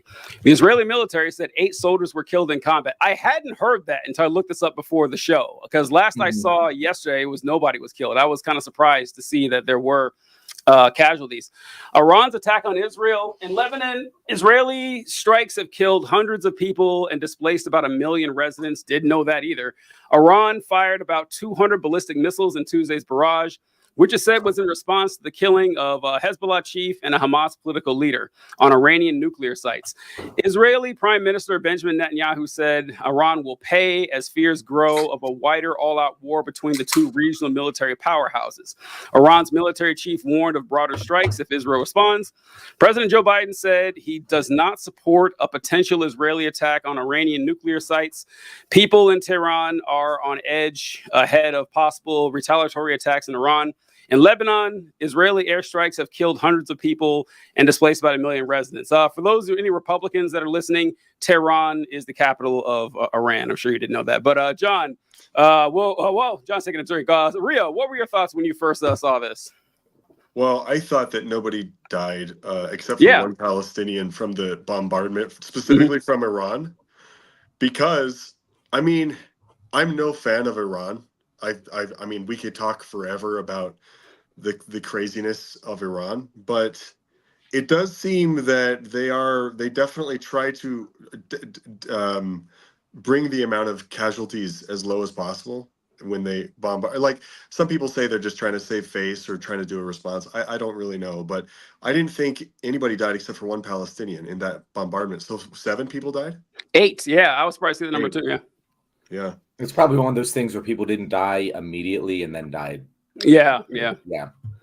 I just think that when I look at Joe Biden talk about this, he said, I don't know when he said this, but he said they need to stop. He says somebody asked him about it, and he goes, "Well, they just need to stop. They need to stop. It's getting too out of control." I think I would imagine that there is an effort to stop all of this and to stay out of a huge regional war. Yeah, I mean, there's even people in the military industrial complex that have pushed back on Joe Biden green lighting a ground invasion of Lebanon. Even the military industrial complex pushed back against that. Like, even the deep state pushed back against that shit. Like, supposedly Joe Biden was giving them a green light for a ground invasion. So, I mean, my point is that, like, people generally, like, or a lot of people don't want this to explode into a regional conflict. Israel obviously does, and it's just scary. It haunts me. That's how I feel about it. Yeah, we're sitting in a situation here where, honestly, and again, as you said, Iran ain't like the good guys. Like, Iran is a very bad country in many, many ways. But thank God that they have responded to things in the way that they have. Thank God when Trump assassinated that general, I'm forgetting his name, Qasem Soleimani, they just decided to let bygones be bygones. Thank God, because like if they did something, and it would have been easily escalated into all-out war. Here, thank God, this is all they've decided to do, and it is actually funny. It's like they're stunting on him, like, oh yeah, guys, by the way, you can bomb military targets without killing any civilians. Like, and we're not even doing, and we're doing it against one of the most well-defensed pieces of earth on the planet, and we're still able to do that. Yeah. So I get what they're doing. I wish they hadn't done it, but I understand what I did. Because I just, there's no reason for Bibi to not continue to escalate. Like there's no incentive for Netanyahu to not go into all-out war with Iran. That's the best possible outcome for him. It's only good. There's no downside, because soon as the fighting stops, he's out of power. So he wants to keep the fighting going forever, and he wants Biden to lose. Which, as much as we hate Biden for his support of Israel, Bibi would rather have Trump in there, where Trump's just saying turn everything into a parking lot. Like that's the calculus we're playing with here, which is why I said earlier in the show, the approach that Biden is taking doesn't make any sense. It's almost like he thinks he's taking a principled approach against his own benefit, because at this point it's clearly hurting Kamala's chances. It was always hurting Kamala's chances, but it's very clear and obvious at this point. If this escalates into an all-out war, there's no way that helps anyone but Trump. But he's greenlighting boots on the ground, an invasion of Lebanon, an invasion of a sovereign nation. Like, it's insane just how this is going, and I just don't see it ending well for anyone. Does anybody ever stand up to Netanyahu? Is there a person on the earth in any position that's able to do that? I mean, because Joe Biden, he just won't. He just won't. It freaks me out. Yeah. I don't know. It's with Netanyahu. Yeah, you're right. It's like it's funny that you remember when Biden ran, that the two things that he really hung his hat on was his ability to negotiate in the Senate. Is that I can get the Republicans to work with me. The veil will lift or something like that, he said, and the Republicans will stop being obstructionists and they'll work with me because I got the silver bullet to deal with them. And also his foreign policy credentials, that I can solve all these foreign policy problems. And like the foreign policy thing is what Biden may be remembered for the most, with this collapse of everything that's gone on in Israel and how they've played him. Like you said, like John said, it's like there's any illusion that, how many times do we have to read articles that say Joe Biden is furious at Netanyahu behind the scenes? Yeah, it's like Joe Biden furiously waves his fist and says, "Cut the malarkey." To They're doing the same Netanyahu. thing with Kamala Harris, though. Have you guys noticed that? Like, what? they take any little thing and they're like, oh, well, behind the scenes, she's very on board of the ceasefire. They make up all these stories. Yeah. Yeah. It's cut the malarkey and cut the check. Let's get them some more money and we'll be good to go. And with Netanyahu, I don't know if you guys saw this chilling speech. This was like right before the attack by the Iranians. Oh, and before I play this, I wanted to, before I forget, and John, you were talking about now Rio. I do think Iran is just doing it to save face. I do, because at least I thought that when no one died. The fact that it was 8 people, I was like, oh man, maybe they do mean business. Because I'm sure Iran doesn't want to go to war with Israel either. Like, why would they? It's if they did, they wouldn't bother with the proxies. They would just go to war themselves. But they don't want to go with the United States, and we don't want to go to war with Iran. That might be the only thing that kind of saves this from collapsing even more. Because the last thing the United States wants is to get Joe Biden would do it. Go to war with Iran? No, I don't think you would. I don't. And it's primarily because, so we did want to go with war with Iran back in the day, back when we started the war on terror. Iraq was like our pregame warm up or whatever. Everyone knew that the Iraq war, like Saddam was going to be a pushover, rebuilding the nation, not so much, but actually defeated militarily wouldn't be an issue. Iran, though, totally different story. It's like 3 times as big. It's got a lot more money, and it would be like if Afghanistan had as much money as California. It's an impossible war to win. And we know this. We are very well aware of it, that it's well too defended of a position with way too much money. So we're like, no, we don't want that. The Israelis are the ones that are worried about, going to war, but not us. But let's see what Netanyahu had to say. This is, if I remember correctly, the day before the Iran strikes. Is this addressed to the... Is this the address to the Lebanese people made in This English? is his address to the Iranian people. To the Iranian people. Okay. Mm-hmm. He's gone Mr. Worldwide. He's addressing every nation one by one. And In English. In English, of course. Yeah. The leaders of Iran. Yet at this pivotal moment, I want to address you, the people of Iran. I want to do so directly, without filters, without middlemen. Every day, you see a regime that subjugates you make fiery speeches about defending Lebanon, defending Gaza. Yet every day, that regime plunges our region deeper into darkness and deeper into war. Every day, their puppets are eliminated. Ask Mohammed Dev, ask Nasrallah. There is nowhere in the Middle East Israel cannot reach. There's nowhere we will not go to protect our people and protect our country. With every passing moment, the regime is bringing you, the noble Persian people, closer to the abyss. The vast majority of Iranians know their regime doesn't care a whit about them. If it did care, if it cared about you, it would stop wasting billions of dollars on futile wars across the Middle East. It would start improving your lives. Imagine if all the vast money the regime wasted on nuclear weapons and foreign wars were invested in your children's education and improving your health care, in building your nation's infrastructure, water, sewage, all the other things that you need. Imagine that. But you know one simple thing. Iran's tyrants don't care about your future, but you do. When Iran is finally free, and that moment will come a lot sooner than people think, everything will be different. Our 2 ancient peoples, the Jewish people and the Persian people, will finally be at peace. Our 2 countries, Israel and Iran, will be at peace. When that day comes, the terror network that the regime built in 5 continents will be bankrupt, dismantled. Iran will thrive as never before. Global investment, massive tourism, brilliant technological innovation based on the tremendous talents that exist inside Iran. Doesn't that sound better than endless poverty, repression, and war?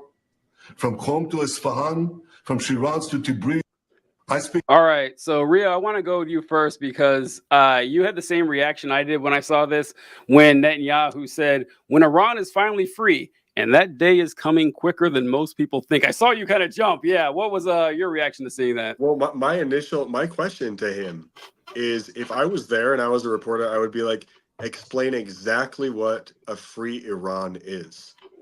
What does that mean? Does that mean that Israel gets to expand and have like some gigantic state? Like what? There's always a crazy angle because Netanyahu is a complete sociopath. He is like probably the most evil person that I can conceive of, Netanyahu, and or at least one of them.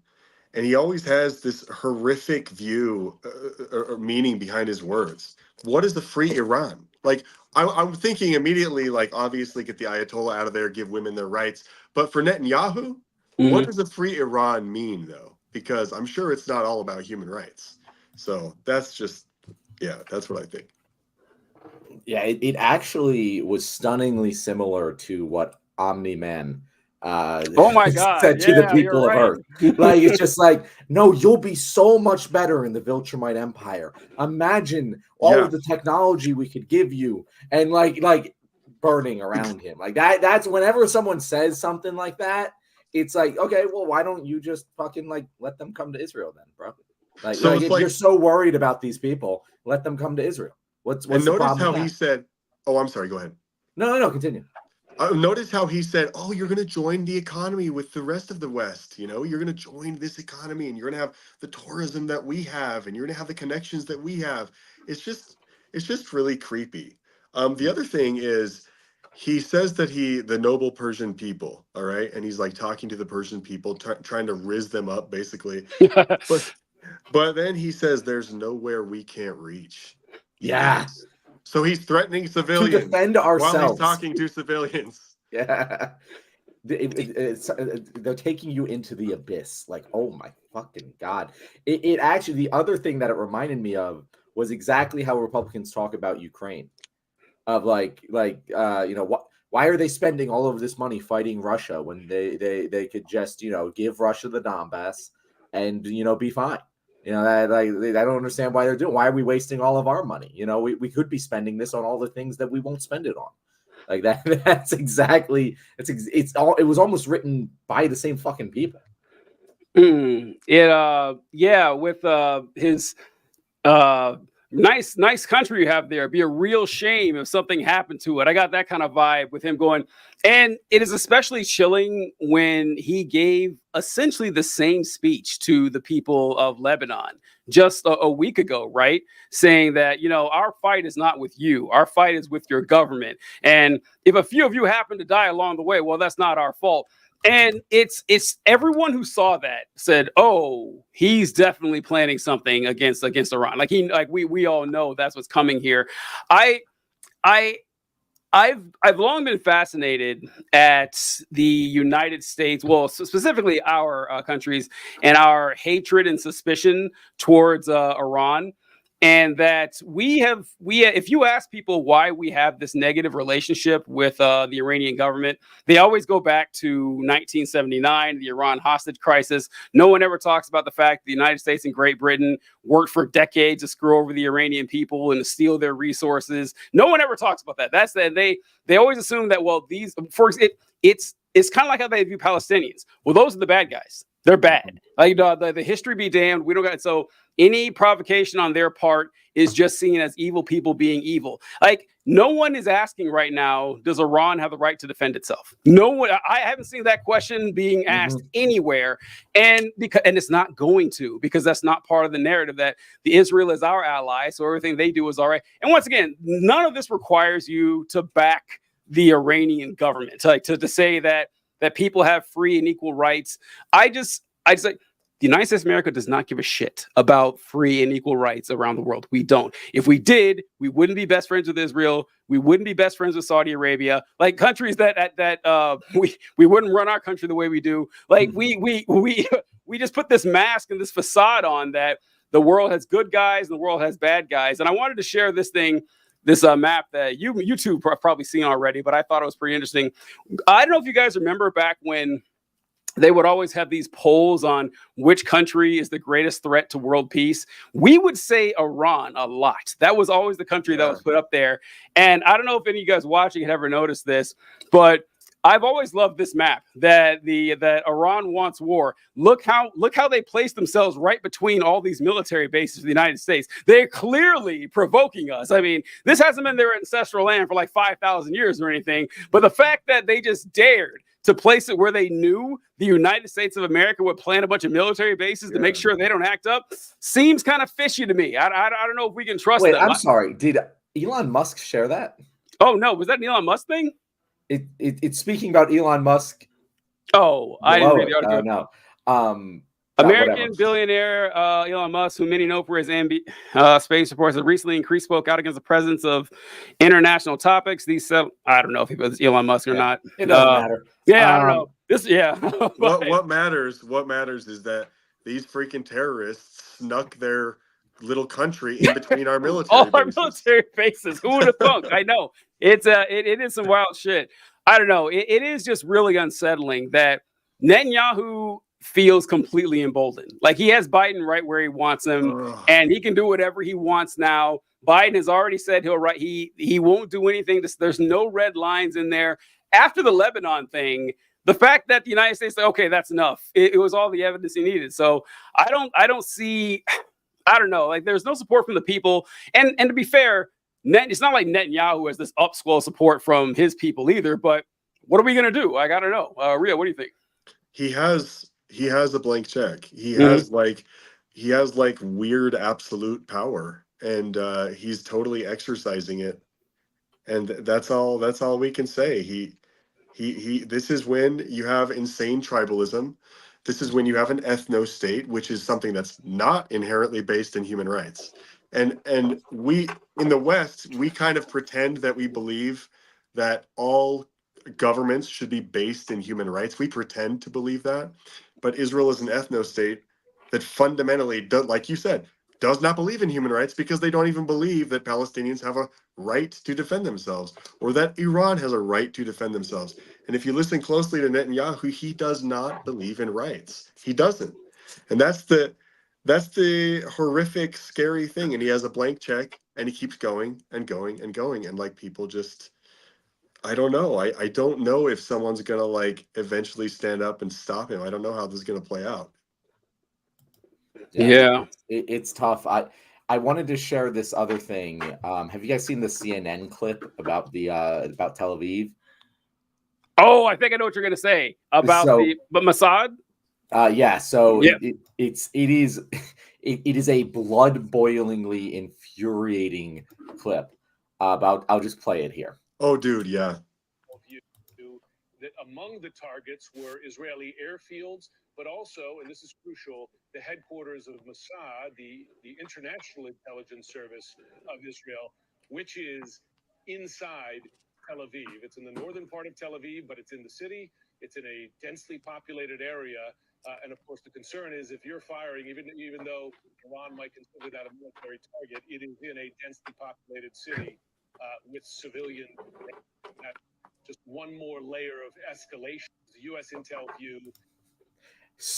It's like it makes me want to just body slam someone through the fucking wall. Yeah, like, bro. We have this sense, and I have it, and it sucks, but it's just a natural sense. It's like, oh, the media doesn't know what they're doing. Oh, because like when I talk to normal people about this topic, I assume that they don't understand. Like I assume that like there's a lot of information they haven't gotten over the years because of dense walls of US propaganda. And so like I give them this benefit of the doubt constantly whenever I'm talking about this with a normal person. But that's not the fucking media. The media knows exactly what they're doing. Yep. They will say one thing on one side and say the same exact thing is bad about the other. And I've been saying this entire fucking conflict from day goddamn one, ever since they started saying the human shields bullshit that, hey, their fucking headquarters is literally in the middle of Tel Aviv. Would that be like a legal military target in your opinion? They always go no. And it's like, why the fuck not? It doesn't make any sense. They just bombed by Beirut, a sovereign fucking nation, a city. And they're like, oh, that's where their headquarters is. Fucking human shields. It doesn't make sense. You must be able to say, yeah, no, Iran has the right to bomb Tel Aviv now. That has to be the logical, consistent conclusion. It's not, because this was never about basic human rights for you. It was always about Israel is right and everyone else is wrong. That's only it. Israel has rights. That's the end belief. That's the belief of Zionism, is that only Zionists or the state of Israel has rights, and no one has any other rights. Yeah. Something I remember reading a long time ago about the human shields thing is infuriating. It's absolutely infuriating, because it's like, judging by the way that the IDF uses human shields, like a National Guardsman living home with his family is using them as a human shield. Like his very existence, it means that he's using human shields. It's always been a farce. Oh, we lost Rio. Oh no, it's always been a farce. Oh, there he is. And I'm glad that more and more people are pointing this out. And the clip we're going to show in a little bit is going to go into something that I'm glad is catching fire, because it's about time this was put on the national spotlight. But I remember reading a while ago that we say we believe in human rights, the developed world. We don't. We believe in citizen rights. That's what we really believe in. That if you're a citizen of this nation, then you are entitled to rights. If you haven't reached that status of citizenship, like we're in ancient Rome or something, you a Roman citizen, you got treated one way, everyone else you're treated another. And people like not exaggerate, they really think this. If you ask people, like the United States Constitution delegates how the state needs to treat you, and they're like, well, yeah, for citizens, like, no, it's for everybody. That's what it means. It's like, if you were in the United States and you're put on trial, you have the right to trial by jury. Like the United States government can't institute a cruel and unusual punishment if you're not an American citizen. I mean, like, that's what it's built for. Well, not supposed to. But see, honestly, that's actually they're not supposed to. So you'll get a stern fist wagging if you do that. No, you're exactly right, TJ. You're exactly right. It's, in the end, it really is only a discussion about human rights. Like, it should be. The Eighth Amendment is maybe my least favorite amendment, because it's the vagueness of it. Like, what is a cruel and unusual punishment? That can be interpreted, because I guarantee you, when James Madison wrote the Eighth Amendment, what his idea of cruel and unusual was far exceeds mine. He wouldn't think, putting you in stocks and tarring, if he's like, oh, that seems reasonable. Of course, no. Tar and feather was normal. Slavery. Yes, yeah, exactly. Yeah. So I think that the language needs to be a lot tighter than the cruel and unusual punishment part. But yeah, it's go ahead, John. I never even I never thought about this. I knew this, but I never thought about the fact that those words were written in the Constitution while slaves existed. Right. Like that is so crazy. I know the entire slavery thing is crazy, but the fact that they wrote those words and just did that, dude, you know what? Can I say something kind of new, like a new idea to me? Because, I came out of fundamentalist Mormonism, and when I was there in that religious space, the Constitution was inspired by God. Mm-hmm. The American Constitution came right from Jesus. He actually came down and he wrote it himself. Like, it's basically sacred. You can't, there's a religion. It's the American Constitution is its own religion.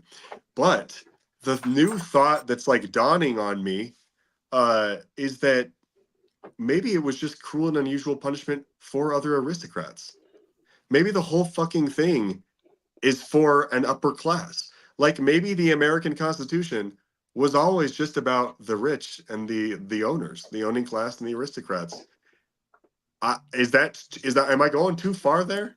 No, you are not. Because so there's this mythology that we have about the founding of the nation, that first, it was an uprising of the common people who were being overtaxed by the British government. These peasant farmers were really concerned about the cost of tea taxes. Does that make sense to you? Does that really make sense that these illiterate fucking bumpkins gave a shit about how much tea cost in Boston? No, exactly. It was always a landowner's revolution, and the United States government was they were the big they were the kid who grew up away from dad. It's like, we don't need dad anymore. Why are we giving all this money to this tiny island across the ocean? We can run our own shit and keep the money ourselves. And that's exactly what they did. They needed, but they're genocidal too. On top of all that, they're genocidal aristocrats. Yeah. Genocide, yeah. And and the British government was moving away towards from slavery because they didn't need it in Great Britain. And the aristocrats in the southern United States were like,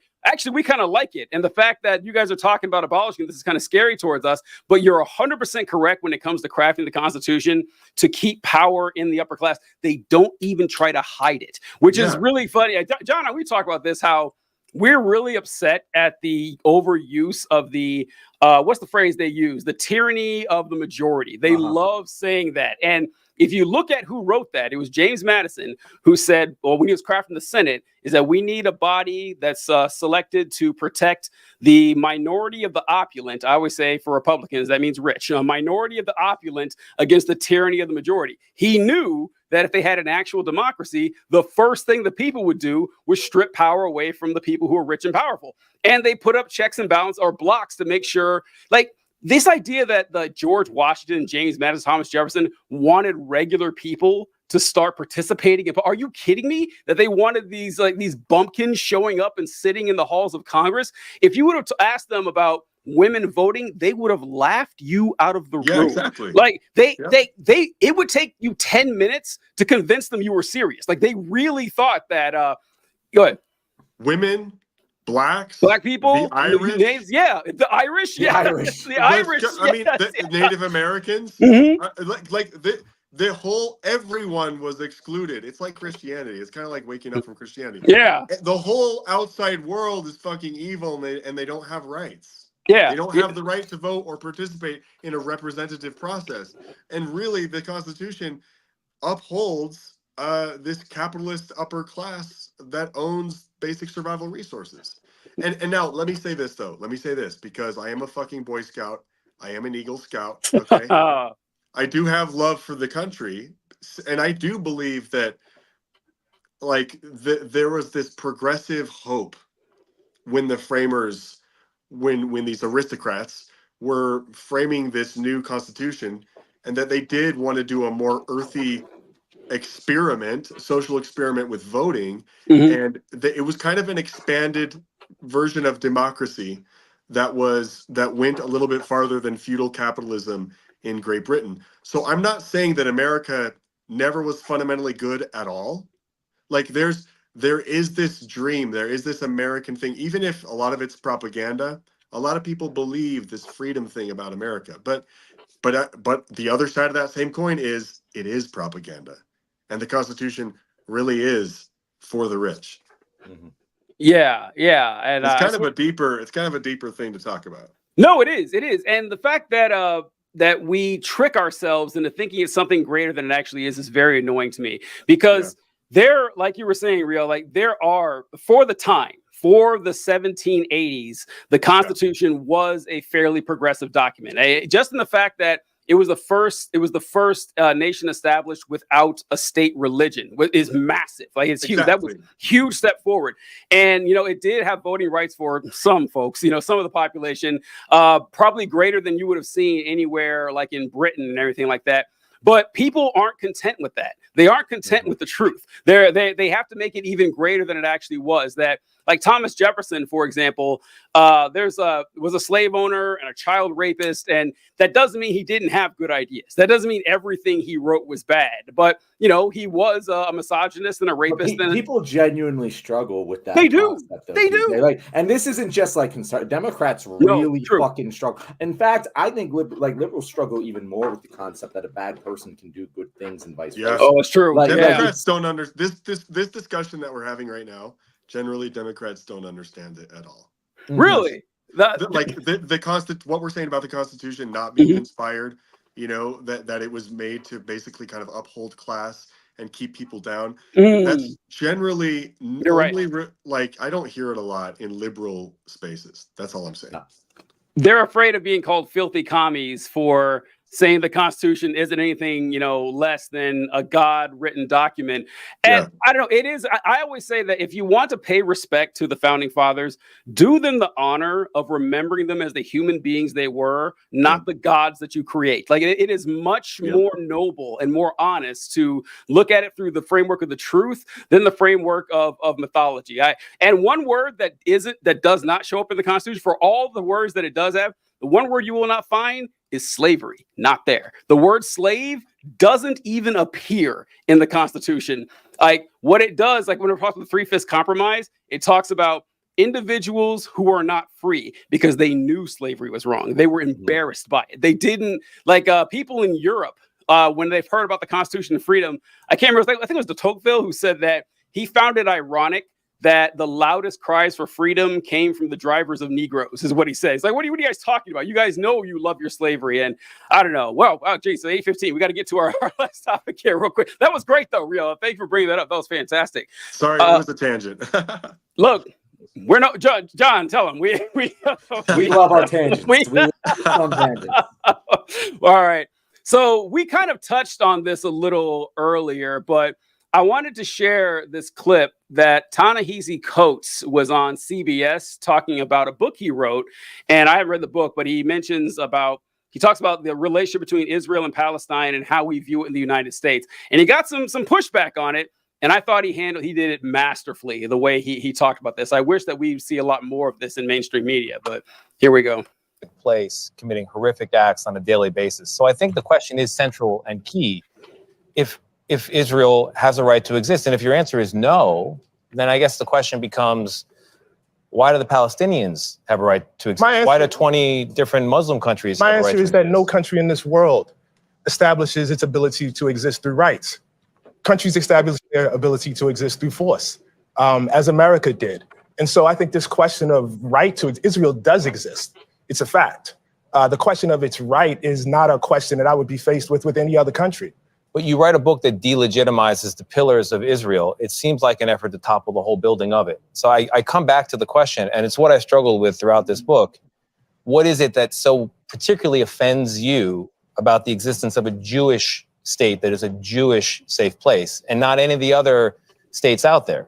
There's nothing that offends me about a Jewish state. I am offended by the idea of states built on ethnocracy, no matter where they are. Muslim included. I would not want a state where any group of people laid down their citizenship rights based on ethnicity.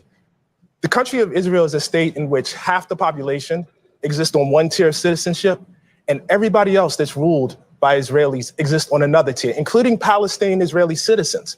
The only people that exist on that first tier are Israeli Jews. Why do we support that? Why is that okay? I'm the child of Jim Crow. I'm the child of people that were born into a country where that was exactly the case, of American apartheid. I walk over there and I walk through the occupied territories and I walk down the street in Hebron. And a guy says to me, I can't walk down the street unless I profess my religion.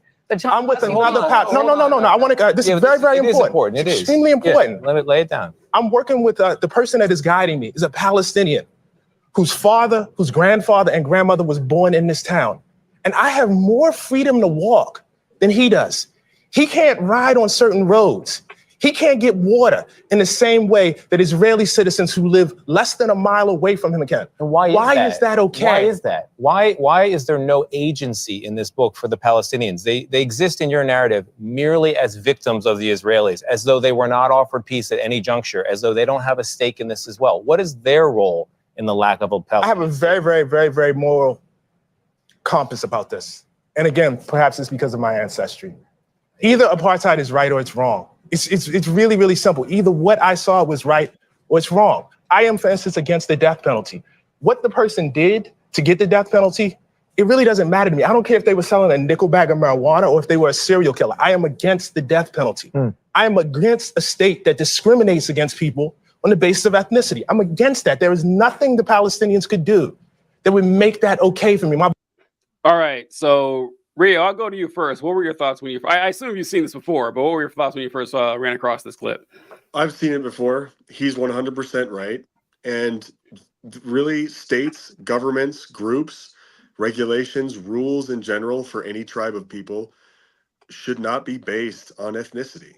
They should not be based on some religious claim to some geographical area and some ethnic group, even if that ethnic group was persecuted in the past in a very tragic way. You should never form the basis of a government on ethnicity. Ethno-states are an affront to human rights. That's what he was saying. Ethno-states are an affront to human rights, and segregation is bad. And we came out of the 1900s, and now we're in the 2000s. The lessons from the 1900s were segregation is bad, separation, separate but equal is not true. Separate but equal is not true. Israel is over there still preaching separate but equal. Yep.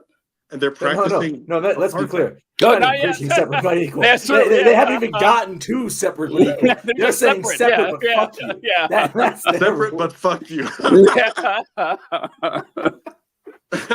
But yeah, I mean, the core of Zionism is an anti-Palestinian position. Yes. Zionism says Israel has the right to exist, and what that really means is Palestinians have no rights. They don't have the right to exist. They don't even have the right to be an ethnic group, because Israel says Palestinian isn't a thing. The word was invented as a slur by Romans. They say all sorts of stupid shit that's not true, even though Greek maps 500 years before the Romans were mentioning Palestine in their maps. They've been a people for like 4,500 years. But Israel propaganda says, oh, they can't be an ethnic group, and they don't have any rights. They don't have the right to travel. They don't have the right to their own water. You know, it's crazy. So yeah, all he's saying is he's saying the truth, that ethno-states are wrong because it's fundamentally against human rights. If you believe in human rights, then you must believe that every human has the same rights. If you don't believe that every human has the same rights, then you don't even believe in human rights at all. That's what I think. That's what I say. TJ, say your line about citizens' rights. About citizens' rights? Yeah, that human rights don't exist, citizens' rights do. Yeah, that's yeah. That's what. Yeah. It's a perfect example. It's a perfect example of this. And it's crazy to me. It's crazy to me how many people think they believe in human rights. They think they genuinely think that they believe in human rights. Yes. And this goes through so many issues, and not just this one. But like immigration. Those people don't have these rights that I think are human rights in the country that they are. But I have a right to stop them from getting into my country to access those rights. It's not my fault they don't have rights. It's their government, because there's this concept that a place, a government, a country, a people is somehow more than the individual, is somehow it supersedes the individual rights. And you heard it in that back and forth there when I don't even know who the host was like, hey, what about the Palestinians? Don't they have agency in this? And it's like, no, that's what apartheid is. Like it doesn't matter. And I thought Coates answered that so brilliantly, because no, it doesn't matter what anyone did. It's wrong. It doesn't matter that there was peace offers, which there weren't, to the Palestinian government.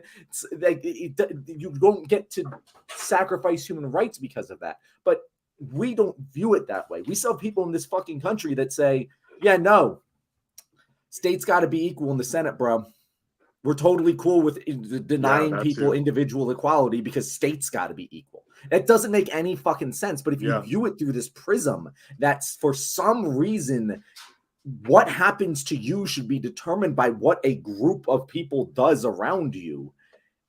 It does make sense, but then you don't believe in human rights. And more people believe in the former than they believe in human rights. And let me say something else. Let me say something else that's really extreme and really wild, and people hate hearing this. But you also can't say that human rights come from a deity. You can't say it.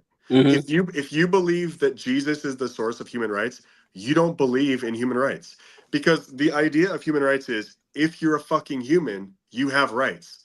They're not given to you. They don't come from somewhere. You don't have to be worthy of them, or you don't have to inherit them. So like a lot of world religion, this is where I started to be anti-religious a little bit. I'm not trying to offend anybody, but a lot of the fucking ideologies, including Abrahamic religions, is a direct dismissal of human rights. You can't say human rights come from somewhere else other than just humanity. Yeah, I agree. I want to address this comment. You've never had a group of people like the Islamists who want you wiped off the planet.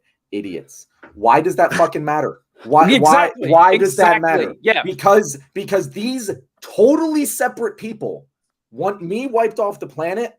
I should subjugate a completely random other person because they live near them. Why does that fucking matter? And the only case where I can ever buy that is in retaliation against a larger oppressive force. Like, if you need to like commit a shitload of violence against people who don't necessarily deserve it because you are being oppressed by a very, very much more powerful force than you, and it's the only way to achieve freedom, there's some moral cases to be made there, and even then, it's a fucking There's argument. an argument. Yeah. There's an argument there. But not when you're the bigger force. When you're a nuclear superpower, you don't get to fucking say that. And if somebody hates you, you don't get to hold them in apartheid. No, once again, apartheid is either wrong or it's not. Like, well, what do you think? And it's like, if you're Nat Turner and you've been a slave your entire life in Virginia, everyone, your father was a slave, your mother was a slave, everyone you know was a slave, and you know that, all right, white people have been keeping me a slave, and you do a slave rebellion and you kill a bunch of people, all right, okay, like, you want me to be mad at Nat Turner for this? Like, and pretend it's the same thing that if the slave owners, killed him? No, like, there is asymmetry there that you have to deal with. And this, like, specifically when it points to the Palestine, it's actually, this is a good example when I talk about this, that here's our crazy solution here. Like, John, you mentioned that the Palestinians weren't offered a deal. They always talk about this, that we offer the Palestinians peace. No, they offered them a chance to surrender. That's what they offered them. They say that, listen, we'll give you autonomy over your region, the Gaza Strip and the West Bank. You can't have a militarized border at all, or water control. You can't have you can't have an army. You can't have an air force. Can't have a navy. You can't have planes flying. No one would ever accept. No one would ever accept this deal. And like, well, they offered them. Well, why didn't they take it? No one ever reads the details of this. And so our solution, everyone who says a two-state solution, folks, it will not happen. The two-state solution, it's not going to happen. Like, the Israelis have made it very clear they don't want it. I'm not convinced the Palestinians even want it, honestly. The only possible solution to this is a one-state secular democracy. God, dude. What? You fucking terrorist. I know. How dare you advocate for a secular democracy? Right. And it's like, and then when I tell this to people, they say, well, listen, that sounds great and all, but you got to realize there's a lot of animosity between these two groups, and them voting together is going to be difficult. Yeah, democracy is hard. And here's my question for you. If you think it's so insane that two groups with that much animosity with each other could possibly coexist, would you have given the freed slaves the right to vote in 1865? Would you have done it? Because you would not. Like, based on what you said, if you were there in 1865, you're like, I don't know, the blacks are going to be kind of mad about the whole 400 years of slavery thing. It'd be kind of dangerous. Let them vote South Carolina.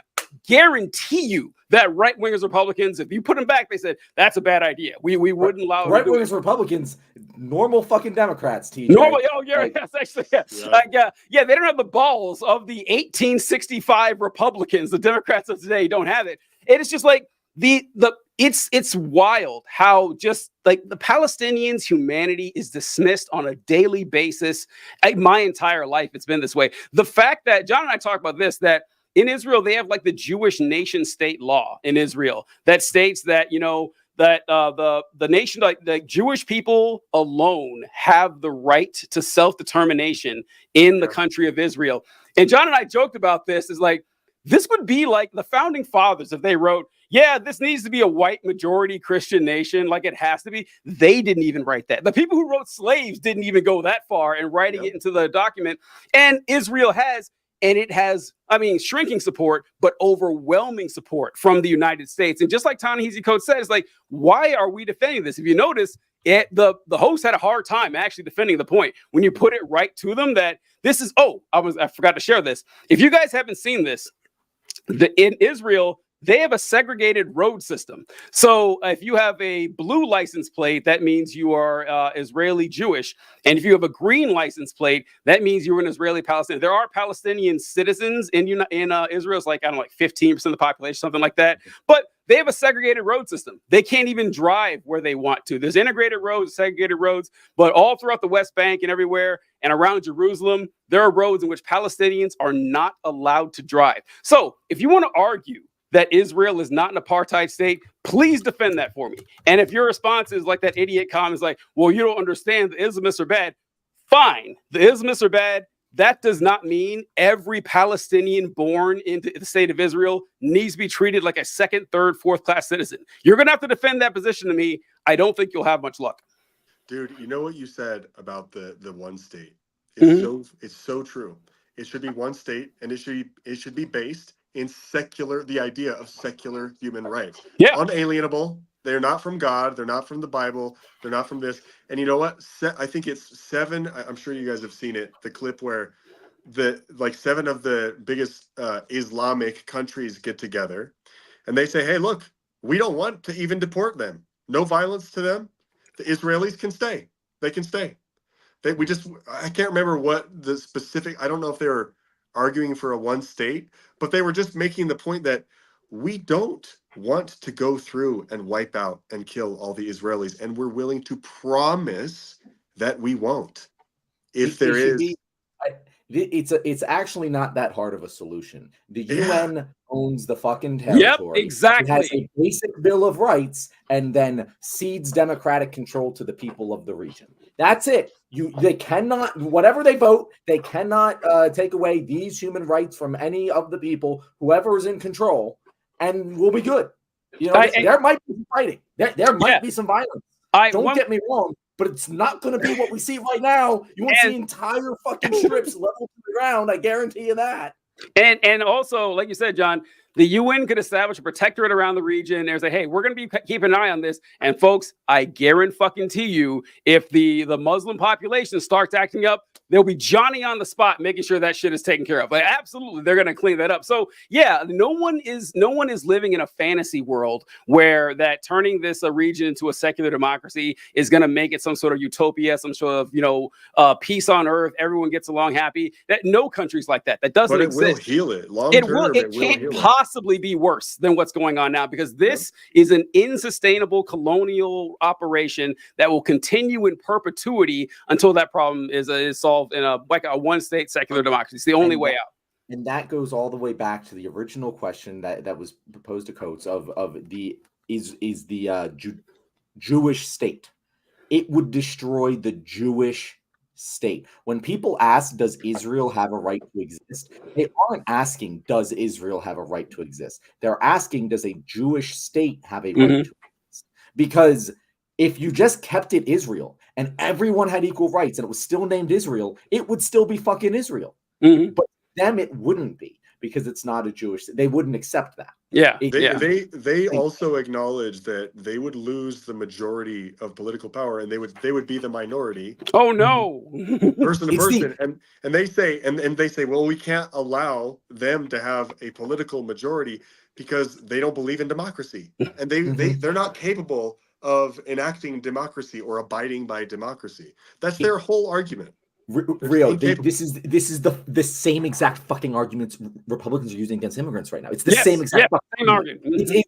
When Trump was like, well, if we let all these immigrants into Pennsylvania, suddenly you won't have Pennsylvania anymore. And it's like, why?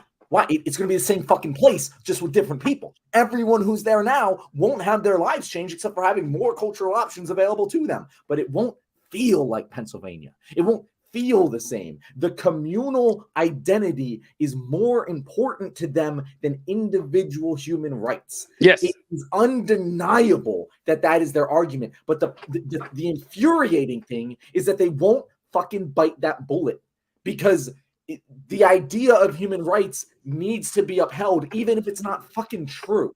It's so frustrating. I wish they would just say, yeah, we don't believe in democracy. We don't believe in human rights, because that would be honest. Yes.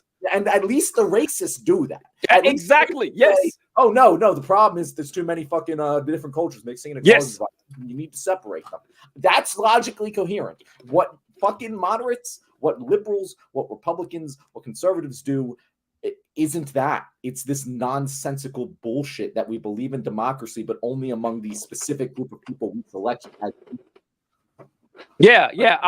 It is oddly refreshing whenever racists come right out and admit it. I appreciate it. Like, yes, I do think that there are too many differences between the arbitrary categories we describe as race to possibly get along. Okay. At least you're honest. At least I know where you're coming from here, instead of the ones that kind of dance around it and try to, and you know what really bothers me too with listen, I do understand the hesitation to criticize Israel, and for a lot of reasons, I get it. Like I understand that what like Zionists and moderates and Republicans, liberals will say that, oh, well, how, especially Republicans say this, is like, it's really insensitive that you're criticizing Israel, because don't you remember what happened to the Holocaust? Don't you remember that these people were oppressed and everything? And, it's not right for you to criticize the actions of oppressed people. First off, not criticizing people. That's not what I'm doing. I'm criticizing the actions of a sovereign nation.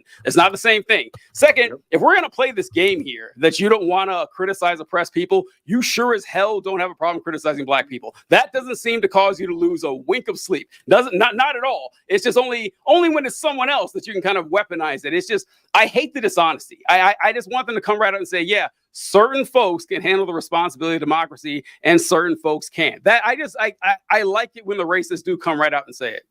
Yep. All right. Well, I think we are almost. Oh, look at that! Once again, John, we landed the plane perfectly. 8:34. I was worried about it too. That was. I was. I did want to have a conversation because you put it in there. Just what was the thing you said about religion? That you wanted. It was. So when I reached religious out, extremism here and abroad. I guess we kind of covered that. We did discussion. Well, yeah. When I reached out to Rio, I asked him, any topics he wanted to cover, and he said something about religious deconstruction, and that's why I added that in there. But I think we did kind of go over some good religious stuff. Yeah, we kind of did that. All right. So Rio, next time you're on, which I hope you do come back on again, we'll have a more in depth. We'll do some religion shit. We love it. We love it. Yeah, TJ. The only thing about TJ, man, is that he doesn't believe in ghosts. That's our one. You believe in ghosts? Oh, really? Okay. I'm an atheist, right? I'm totally pro science in every regard. Well, not every regard. If you let's slow down here. Not every, not every single regard. Yeah. All right, we'll need to get you back on for ghost talk then. We'll definitely do that. I can't wait to hear that, but. All right, John, you do your thing. All right, guys, you made it to the end of the video. If you are like Jimmy Carter, then you might be a ghost very soon. that was a weird segue, depending on what video you just ended on. We might not have even included Jimmy Carter or the ghost discussion in any of the videos that we released today. That's why you should watch us live on Wednesdays and Thursdays at 6:30 Eastern Time. If you loved our guest today and want to know where to see him, Rio, how should people be able to find you? Nathan Rio on TikTok. It's just my personal account. Just share my thoughts about religious deconstruction, about deconstructing capitalism, and that type of stuff. Hey, we appreciate it, man. Thanks a lot for joining us, guys. We appreciate you as always. Check out Rio's content where he will not attempt to sell you anything. You have our word and hit, and we'll catch you guys next time. Later.